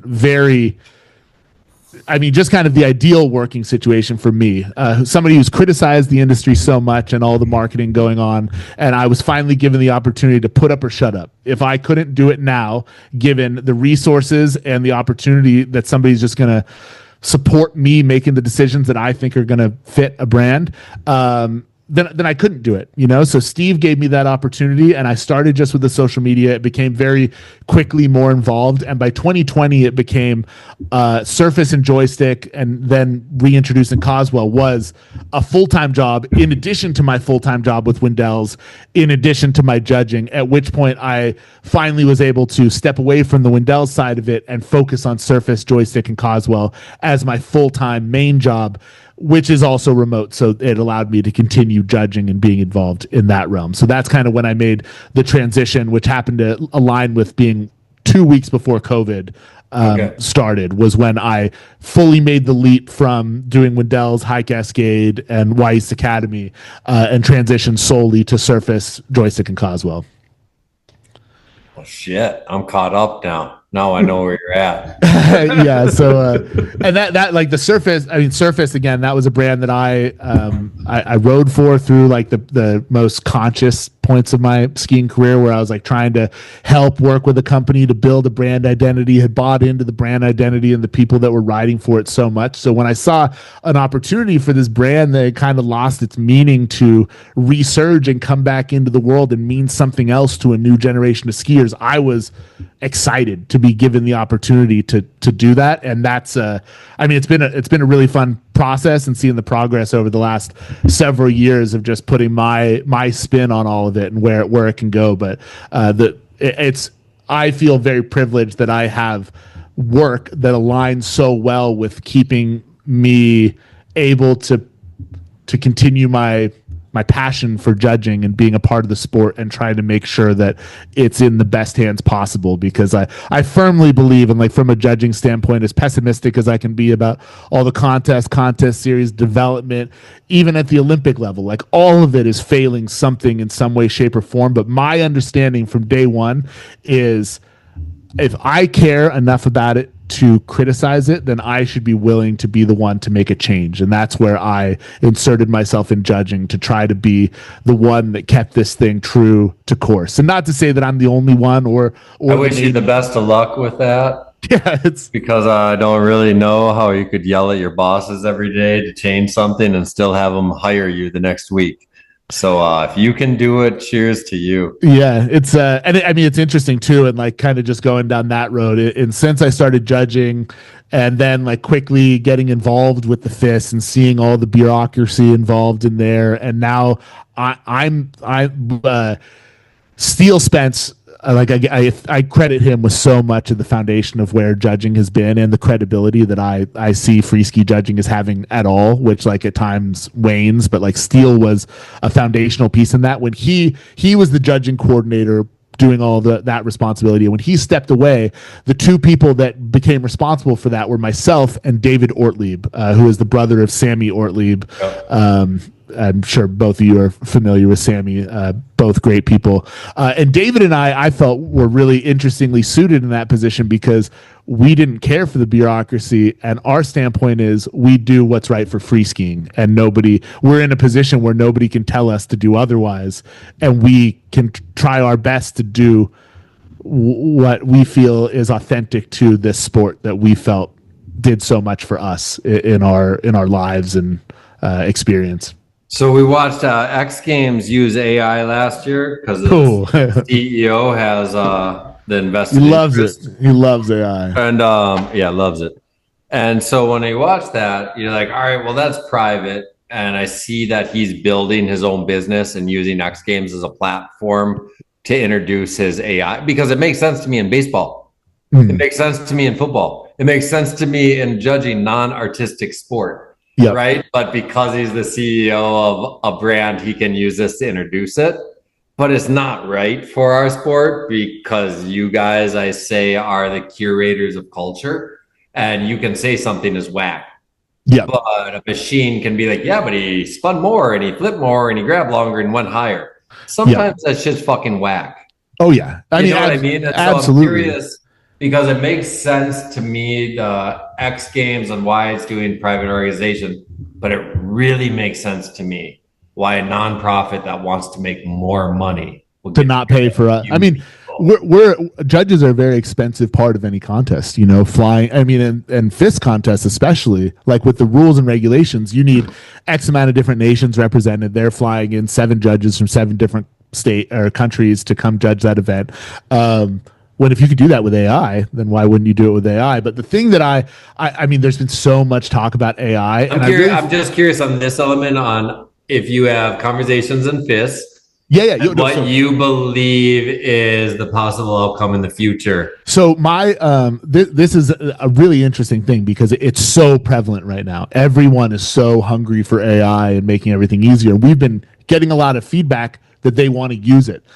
But the thing that I've found really really nice about all of it is that the conversations I'm having on the fist side, even with the X Games side, is not the possibility of replacing a judge, because they seem to understand that there is intangible information that judges as holders of the culture and understanding this can't be replaced. The AI right now is being focused on giving us additional objective information that we would not have otherwise. Like, I mean, that's a really hard part of any contest right now, is watching somebody hit a jump and being positive about how many times they rotated. Yeah, it's almost like a spotter. Like, oh yeah, they use or how long they held their grab, exact percentage. How long they held the grab, at what position did they hold the grab, what was the actual time in the air. Fuck this shit, dude. Exactly. And like, I mean, I fundamentally am so. I don't know. That sounds useful to me. It totally does. And then the degree of difficulty is totally certified, because then we can put numbers on a piece of paper. And then we can say, if you're at an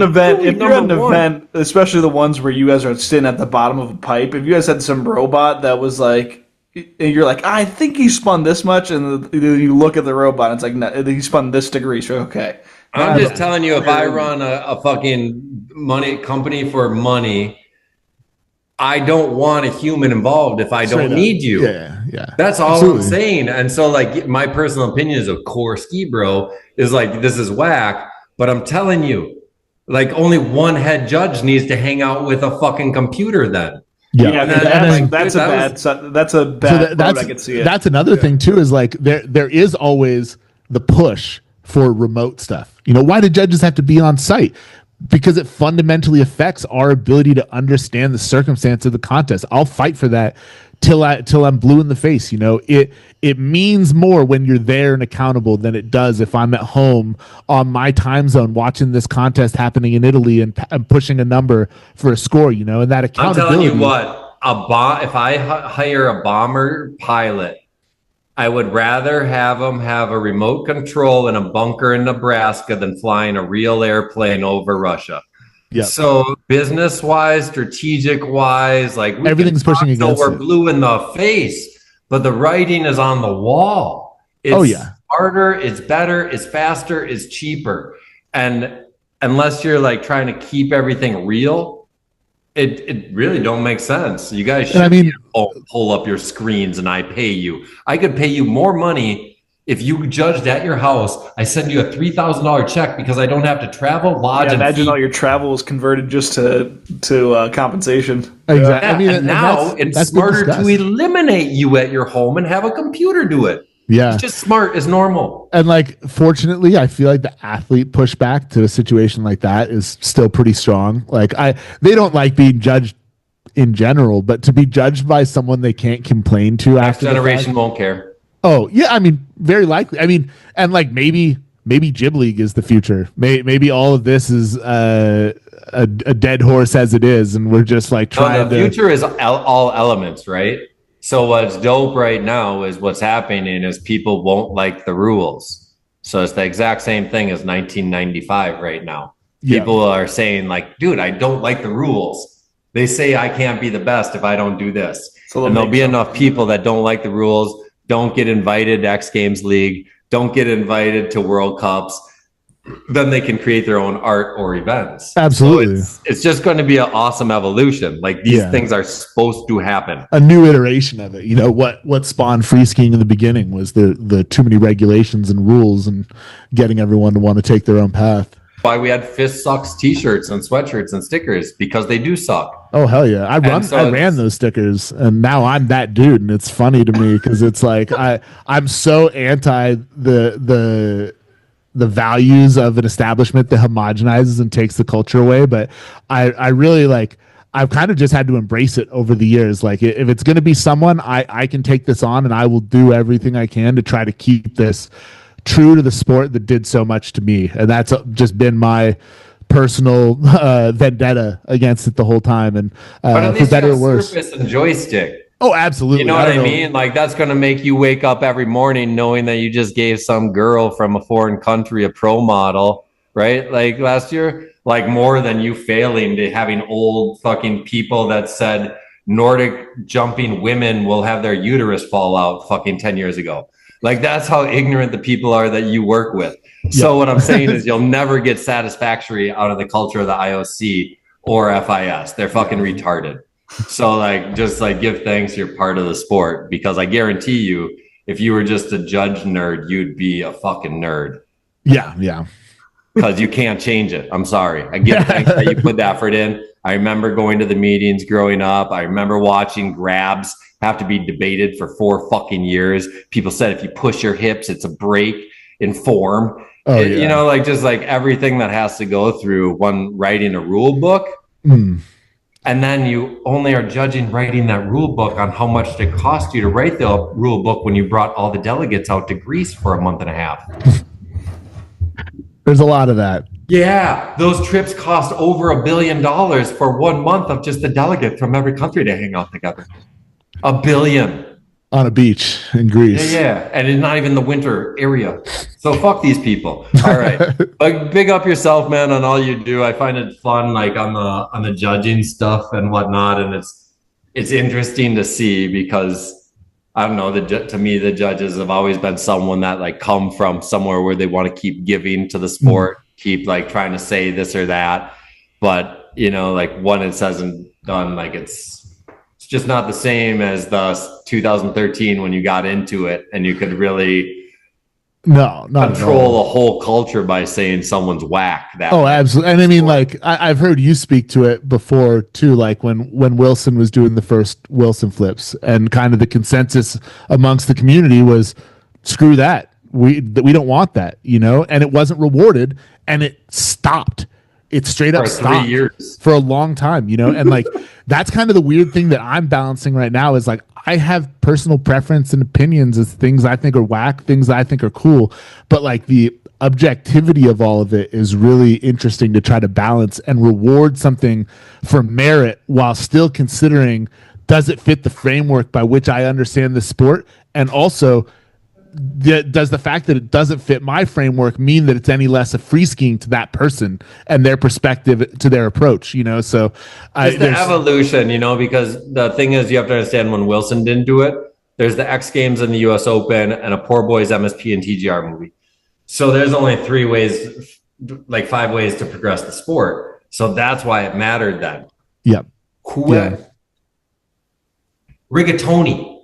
I don't even know his name. He's the illest competitor in the fucking world. Okay. And so the fact is, his success doesn't matter anything to our sport. My opinion doesn't matter on him anymore. The judging system allowed him to be great from where he is. That's what he loves. That's what he does. But he doesn't affect the direction our sport goes. Oh, yeah. You can but if you want to be in that world, you can be just like Rigatli. Andre Rigatli. So point being is you can be like the guy no one knows and have the most medals ever and have big cars and money and do that. But like, dude, we have movies now. We have edits. We have, and then you got someone like Henny that does it all, and like really is. But he's 34, dude. He's not going to be a normal human. Like the evolution is like no. LeBron's not normal either. Like we're lucky we have Henrik. I feel very fortunate in the history of free skiing as to who our gold medalists have been, even to the representation they brought to the sport. Joss, Oystein, and Ahal. Yeah. I think I can think of so many different ways that went, where the person that people knew about from our little sport community was not who I felt was a dope representation of the community. And I feel fortunate in that, that we've had really cool. We've had awesome gold medalists. Awesome. I don't want to take away from 2014 slopestyle podium, but to me, I wanted 4th, 5th, and 6th on that podium so bad. If you had Hobbit, Henrik, and Woodsy, there would be the biggest smiles you've ever seen in the history of smiling on a podium. That would have been groundbreaking. Andre, 3, 4, 5, 6 in that contest were insane. And like Henny's run, if he didn't touch a hand on that trip 16, game over. There's no way he doesn't win that contest. That was just me as a fan, though. That was my dream podium. Well, I back it. I was just like, man, those 3 smiles would have infected the world. And then absolutely. like a UK Norwegian dad, a young little weird hip hop Swedish kid, it would have been over. Yeah, we got Who Wants to Date Nick and someone bringing home puppies, and Josh lost all his fucking credit. Yeah, Josh was not the one that ran away with that with a bunch of publicity the same way that Get Dog and Gus should have hashtag date Josh and win puppies. Right. No, but he gets to come on our podcast, he's the realist. 8 years later and tell the best story ever from the Olympics. Oh, I love that. Like that to me was groundbreaking too. Like going into his thought process and all that was like a story that needed to be told. But dude, I could elaborate. That was my favorite piece of media I've ever put out was Josh's Olympic story. It's the most unreal competition story I've ever heard. And it's like you put enough time in between it that he could actually tell it. Yeah. Like in full form. Ski media needed that. I was fortunate to be able to listen to that one. Yeah, Wicked. That was dope. Okay, we got 18 minutes left. We're doing viewer questions. Okay. Go. All right, you got your co-host here, Pete Arneson. What is the Mount Rushmore of the events you've judged? Oh man, yeah. So Pete asked that, and that's a tough one. I'd say like if I'm going particular events, like instances, not just overall events. First time I got to judge X Games in Norway, I was head judge, and somehow convinced them that Pete, Noah Curry, and David Ortlieb needed to be there with me. That was just an all-time crew. I was super psyched for. X Games last year, really felt wild to me. The pressure, the understanding of what we were getting into, and that crew, Dan Allen, Adam Frissell, and Toby Grotz are just, I feel like the dream team of judges I'm working with right now. And Aspen's always such a wild contest. I guess I'll also go one of my first ones, World Ski and Snowboard Festival up in Whistler. Like that contest was just such a vibe, and with the legacy it had for me to even catch on to the last couple of years and be able to go 2 times and as a judge was really, really interesting. And then like at that era of my life, the partying they were doing really appealed to me to be able to really put them back in the Whistler Village. And yeah, I mean, there's so many cool contests. I guess rounding it out, I did the World Cup in Teen a couple years ago, and Teen is a real beautiful place and had a really good crew. But I mean, like judging so much, it's just the people you're around, the environments you're in is just something you don't get to experience otherwise. And it's really, I've got like my friends I grew up with, I've got the good enough boys that I feel like are close, near, dear friends to me that'll be around for the rest of my life. But the community that I've met in judging and that I've been fortunate to travel the world with is really like another group of best friends that I just get to like travel the world with, and then get to be put in these terrible positions where we decide who's 21 was a little bit better than the other and get yelled at by the person who gets second. That's awesome. He also asked, "Are you gonna do a Switch 5 Japan on the Olympic course?" I saw that one. I knew that had to be brought up. So I did one at the last Olympics. I switched 5, the second to last jump. You can't go to the next Olympics then. Well, so I didn't judge it. You did or did not judge last? I didn't. I was the trick caller. So I was part of the team, but like just to help with the broadcast, write down what was happening in the run. So I didn't judge the last Olympics. I am the head judge for this Olympics. Oh, big thing! Congrats. Thank you. Yeah, it's a big pressure, but I would like to be able to do a Switch 5 on the course. I'm really. That's my benchmark. I'd like to bring it back, but I also understand that I need to make sure that I can judge the contest as well and not break myself off, because I wouldn't want. I'd be one to do that for sure. Yes. Will you put the letters OLY after your LinkedIn name after the 2026? Technically, I don't think you qualify for that unless you're an athlete. But all I know is the wackest shit. You're like Liz Sweeney, OLY, you're like doctor, and you're like, dude, you really identify as Olympian. How It's much always money did you spend for that? And it's always the people that shouldn't claim it that are the ones that are claiming it on LinkedIn. Out of hand. I want to turn off LinkedIn with the OLYs, man. I used to love my friends until they used that later on in their life as a identifier. No, let people know. All right, I got a question. I got the tattoo and the subline. I got a question from Elusive Jojo, and again, no bullshit. Marry, fuck, kill list of your crew. Dude, I'm gonna take a piss, dude. You're talking about men. Oh. It's Jojo. I gotta do what Jojo says. Yeah, do it. Jojo did say that, and that I don't think I can no BS that for real, because I can't honestly say to kill one of the crew, you know. Mary, probably Noah. You know, Noah's snuggleable. You know, he's a lifelong friend. Yeah, probably Garrett's looking like an F boy. You know, he's got his tattoos. He's looking like a content creator, linking up with OF girls on the internet. You know, so, but yeah. To say that JoJo's getting pretty aggressive with that question. I saw it. That was the only one. I was like, I don't. A little bit. That's his disturbing. JoJo. We can do my question. When are the JoJo skis dropping? Oh, JoJo skis. So, I mean, we could go into a bunch of stuff, but as you might know, the U.S. is in a pretty interesting tariff situation right now. So that put the slow roll on the JoJo ski. That's the will you be a ski company in December? Like, are you guys honestly worried we will. as a company? Do you have worries? We've really set ourselves up in a way, and like with where we're at right now, I feel very confident in where we are. And like with that being said, it's hitting the fan everywhere else. I'm seeing people getting laid off, people getting fired, brands in trouble and stuff. So I'm fortunate that we've set ourselves up in a way that I feel we're going to get through it. Do you feel like you did that because you're not greedy and tried to scale up too much?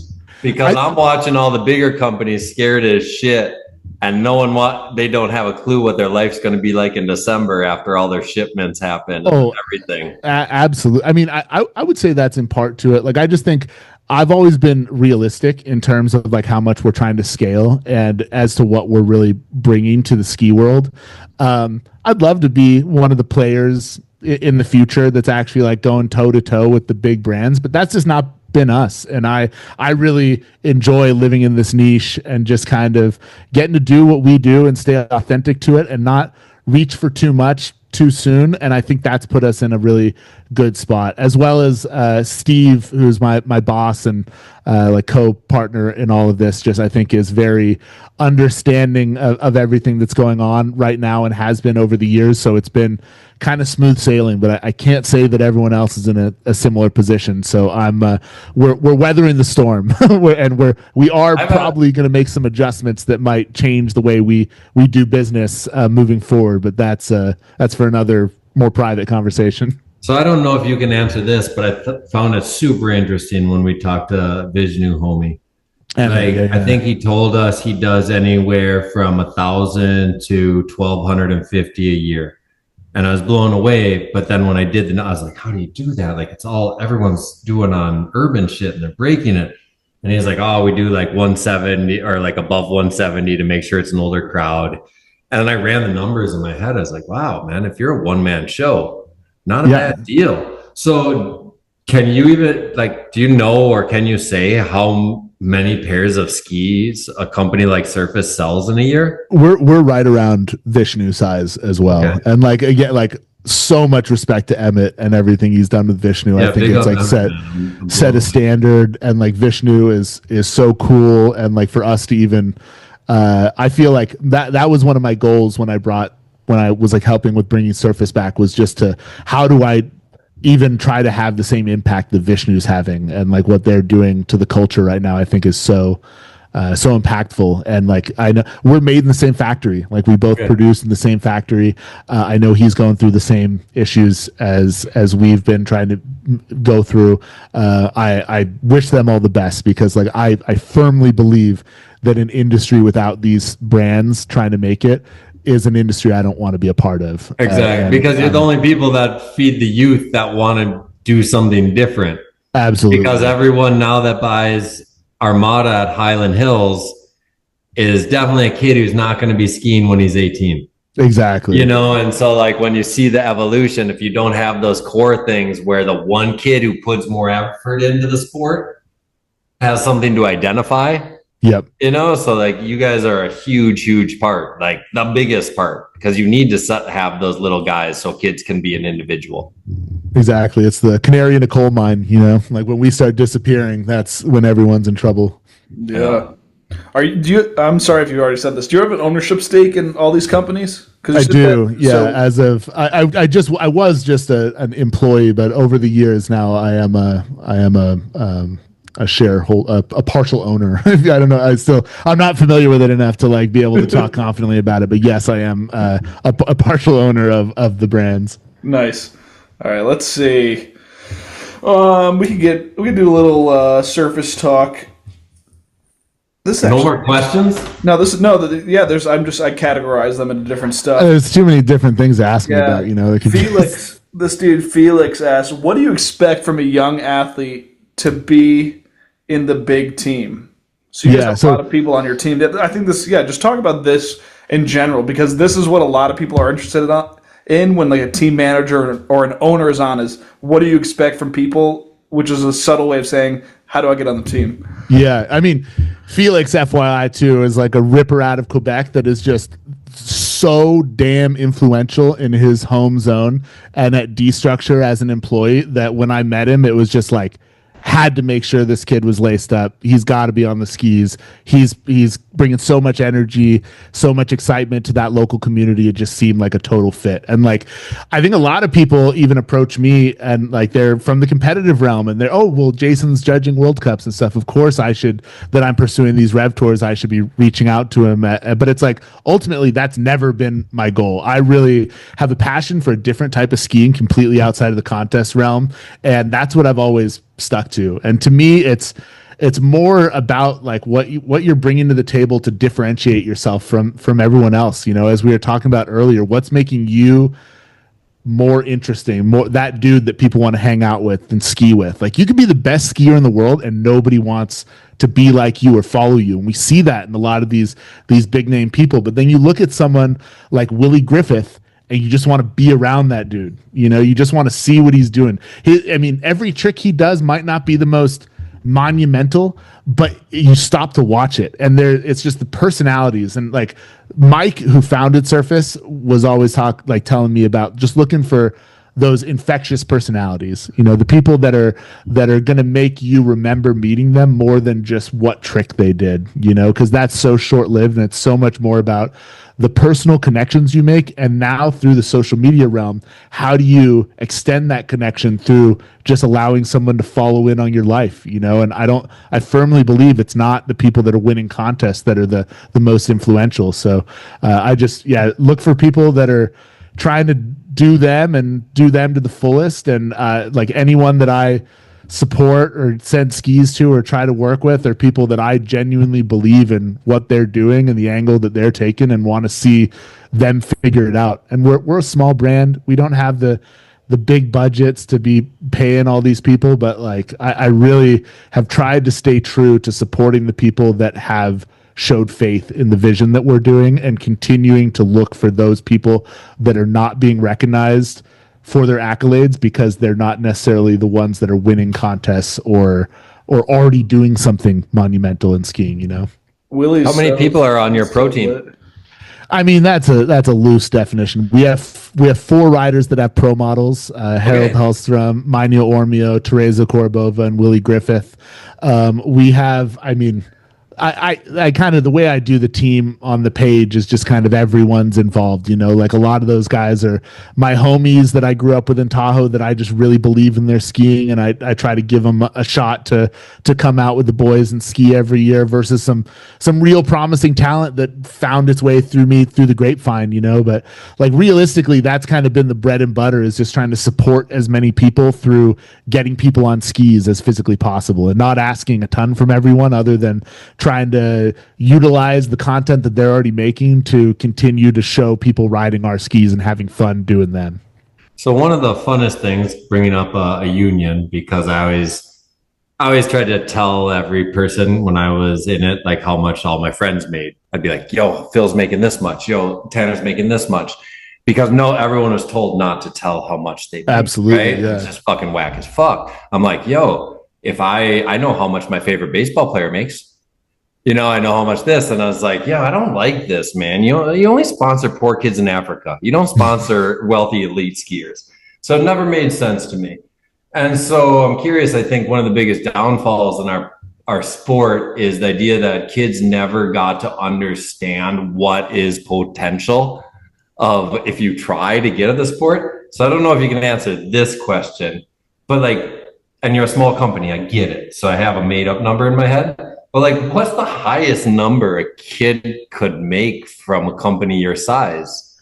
I mean, the kind of the formula we've created is giving them a little bit of support, but then basing any real support on them selling a ski with their name on it, So that's been able to help us out a bit. But I'd say up high end, 10 grand, is kind of what we're like. I'd love it if the people that were core members on the skis that were really putting in the work, they have their name on a ski and we're supporting them, are making 10 grand. So do you just because I always thought it'd be dope to just have a company where you pay them as high as you can off sales of a pro model ski. That's the only way you're pro. And then I wouldn't pay you salary. Right? Because I'd be like, because I was blown away when I made a J ski a long time ago and he gave me $100 a ski. Yeah. And I was like, what? I just made $10,000 off only selling 100. Yep. And so I always thought that would be the coolest formula for a skier. Be like, dude, if 100 people don't think you're cool, you probably don't deserve any money, right? Yeah. So it's the easiest way to say what a pro is because they earned it and whatever. But do you do most of when you say something like 10,000? Is that someone that gets majority payout through pro models? Almost 100%. All of the payout is based on, exactly that model. Me trying to show faith in them and where they're at by putting their name on a ski and then getting to market it in conjunction with them to try to get them a little bit of a kickback at the end of it. So that's pretty much the only way we've been able to justify it, because coming up with a salary and retainer for athletes without any strings attached to something like that just really foundationally doesn't connect the dots. It's impossible. Yeah. What's JoJo's rev share plan for his pro model? So JoJo's going in on his own. I'm helping him in the manufacturing of this, but it's going to be the Elusive brand skis. This is 100%. Oh, so you're just the middleman. So yeah. We've talked about this. I'm not trying to air out JoJo's situation or get his pro model. I should leak the graphic because the graphic's unbelievable that I made for him. But yeah, so JoJo, again, this is something that I think is cool too. JoJo wants to bet on himself. JoJo has the name recognition as we can't stop talking about him. He's an enigma. He could easily sell 100 pair of skis in fucking Mount Hood in the summer. You got to be his agent, man, because this is exactly the stuff he's telling me, and I don't. Well, no, he knows it. He's smart enough, right? He just looks at it because he's a hustler. He's so funny. He is a hustler, man, and then because he's confident in himself. Yeah. I could make fun of him as much as I want. I don't know him, but when said and done, I'm watching a homie that's yo, I'm the illest. I love this shit. Whatever. So every time I'm he's funny as shit. He's yeah, but I'm the illest. I'm yo, you've told me enough. I believe you. I believe straight up. You know what I mean? So I love his confidence because sometimes when you have self-confidence like that, fuck everything else, man. The only way you're going to succeed is if you believe in yourself more than anyone else does. So absolutely. When people do talk about it out loud, I have that respect for him always. Absolutely.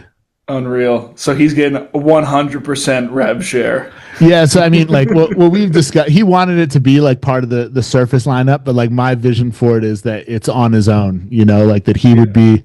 It's got his branding on it. It's his brand. It's his identity. My contribution to it is using the ski that he skis, but there's so many limitations in ski production. Quantities need to be hit, so I really hope we can make it happen just because I need to have one for my collection, I'm really trying to have a ski my new prized possession to my ski collection is Phil LaRose. While I was in Quebec, gave me a signed original his pro model from the three Phils pro model, and it's I need to do up my whole garage just to hang this up. So the JoJo ski would go right next to that. JoJo, Phil LaRose. What up, JoJo? Same level. Sign LaRose. Confidence pays off. All right, it's 10 o'clock. You want to cut it off here? We can squeeze a few. If you got some more in, or if there's anything we desperate, can catch a couple more. All right.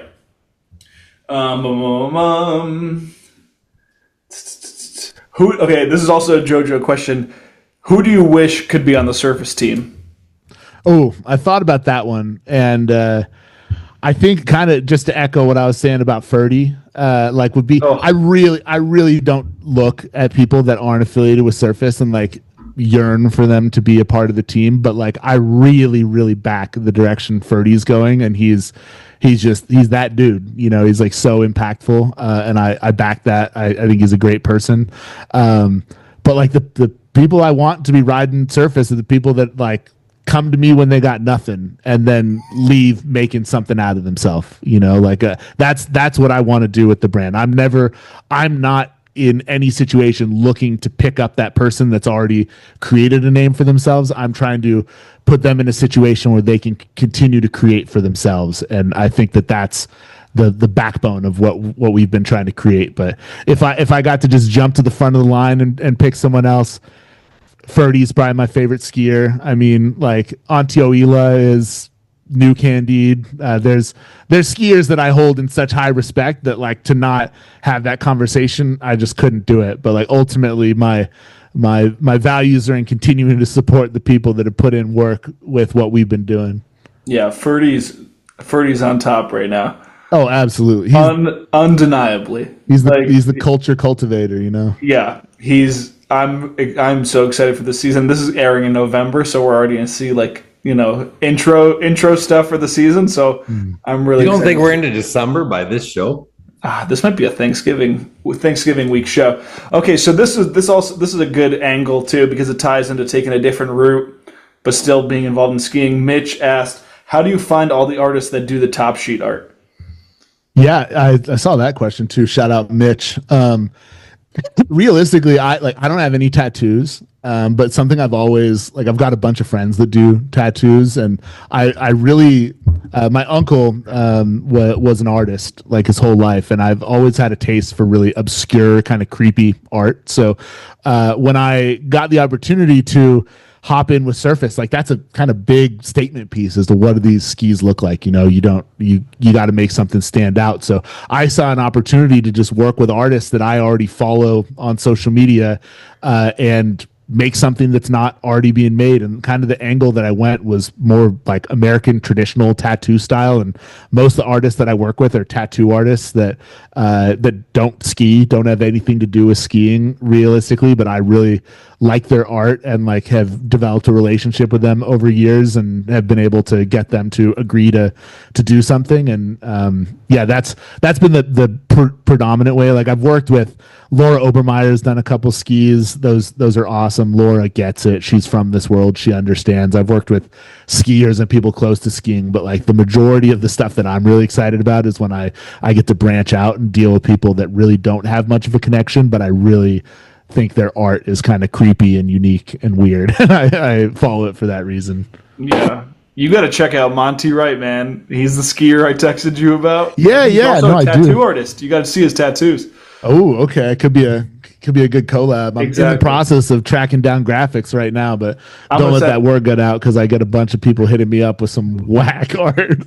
I'm gonna send you his tattoo page after this. And Yeah, do what do you it. think? Please do. All right. Let's see. We got one from Willie Griffith. By the way, Willie is my favorite new head skier, but I don't even know if I would love to be able to put him onto the to this show and like spread the word, but I don't even know if Willie's aura would translate well to a show. Like he's just a guy you got to see.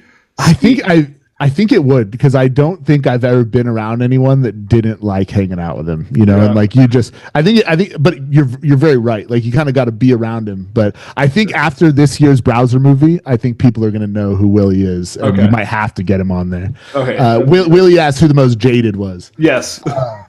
A competitor, athlete, or judge. Like I'd say from a judging standpoint, I'm the most jaded. For sure. Like I really have to try to take myself out of the situation and remember how cool the stuff that I'm doing is, because I've done it so much and it becomes so much of a job. Like me and the judging crew at Silvaplana last year for World Championships are at St. Moritz for 2 weeks. And week 2 we're like, this is hell. We hate this place. So it's like one of the most beautiful places I've ever been, and we're just hating it, you know. But jaded wise, it'd be hard to compete with any of the judges. Jaded wise, competitor wise, I'll say Gepper, just because I think he understands the situation so much. And maybe jaded's not the right word, but he knows what this is, and he's making this into something that works for him, and I respect the hell out of him for it. Yeah, that's a good answer for the competitor. That's jaded. I like that. All right, Street Skier 95. Maybe we could bring it home with Kai. this. If there's actually a good story for this, we'll bring it home with this. What's up with Kai's nickname Railgod 420? So that's a funny one, and I like that Iberg tried to answer it because it does seem that easy, and it is that easy, but it is really dumb and not a great story. This was kind of like Ski Boss 420. Like Tanner had just like had the Instagram name for a while. Kai is one of the best rail skiers I've ever seen, like if not the most enjoyable to watch, period. And I just started calling him Rail God 420 because Rail God sounded funny, and 420 because he absolutely in no circumstance would ever smoke. Just never touch the stuff. Like a lot of people in the friend group like vibe with that, you know. Kai never would touch the stuff, smoking cigarettes, chain smoking, no problem, but never smoking weed. So I just started calling him Rail God 420, and it stuck. And it really is funny because a lot of people carry assumptions about him, but it just was kind of a random nickname that I made up to spin off of a Tanner Hall nickname. That's so good that you got a non-smoker just thought that everyone thinks he's a smoker. Straight up, yeah. Well, also, like, I mean, to speak to that, Free Noah, like Free Noah, you know his Instagram name, Ethan. Noah has never been arrested. Like, we were at a Tech 9 premiere in Reno when I was like 20 or 21, and I just tweeted on Facebook. Free Noah. I wrote on Facebook, Free Noah. And it just became this huge thing where everyone was like trying to send us bail money, and Noah didn't have a very good social presence, so everyone thought he might actually be locked up, and he's never like went through the process of clarifying that he didn't go to jail. So it just stuck. He's free Noah. Like, That's awesome. That's great. And I'll ask this one because people always drop in these inside jokes that I don't know anything about. Drink Butter, it says, will there be a return of the slug?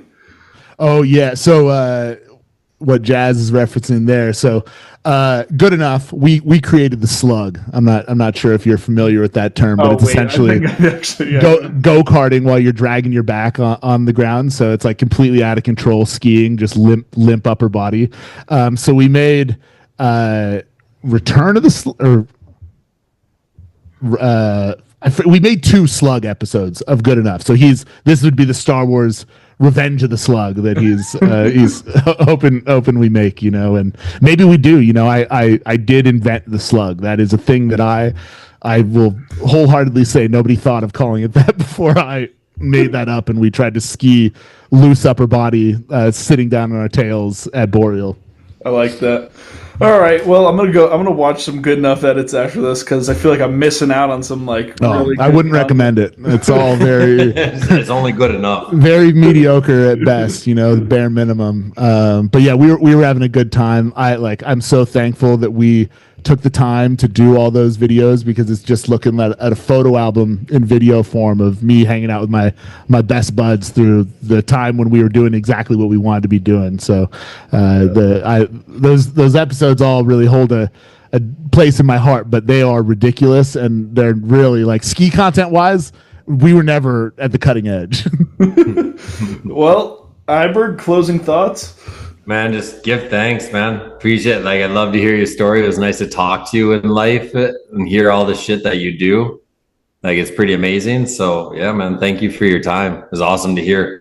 Yeah. I have a feeling you're going to be doing shit for the rest of your life in skiing. So we'll probably run into each other sometime. We will. Got to make it happen. No more fireworks. But yeah, thank you guys, like from my end, just for doing this show. I really think this has been a breath of fresh air as to stuff that I've been trying to tune into regularly, and the people that you're talking to, at least from someone of my era and where I'm at, these are the stories I want to hear, and just to be included on this, I'm really excited. So thank you guys for doing what you're doing. I appreciate it, and I hope it keeps going. Yeah, thanks, dude. We really appreciate it. That was a lot of fun. Yeah. All right. Have a wonderful night. Thank you. We'll let you go. Peace out. Peace.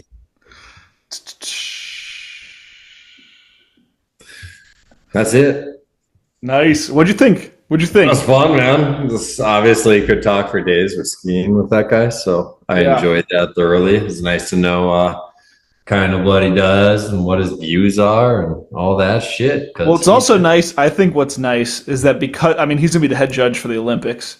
It's nice that someone that cares that much about skiing is doing what he does. He, no doubt, really, really gives a shit about skiing and really knows his history with it. And, it's better than some dork running the whole thing. Agreed. Yeah. All right. Who we got next? Jakob Bellinger is our next one. So we're trading. So you didn't know anything about Jason. I don't know anything about Jakob. Oh, you're about to get stoked. This is a youth that fucking has the history and knowledge and wants to be the illest. Let's go. So, all right. We're stoked, man. We'll talk about it in 2 days. Sweet. All right. I'll see you then.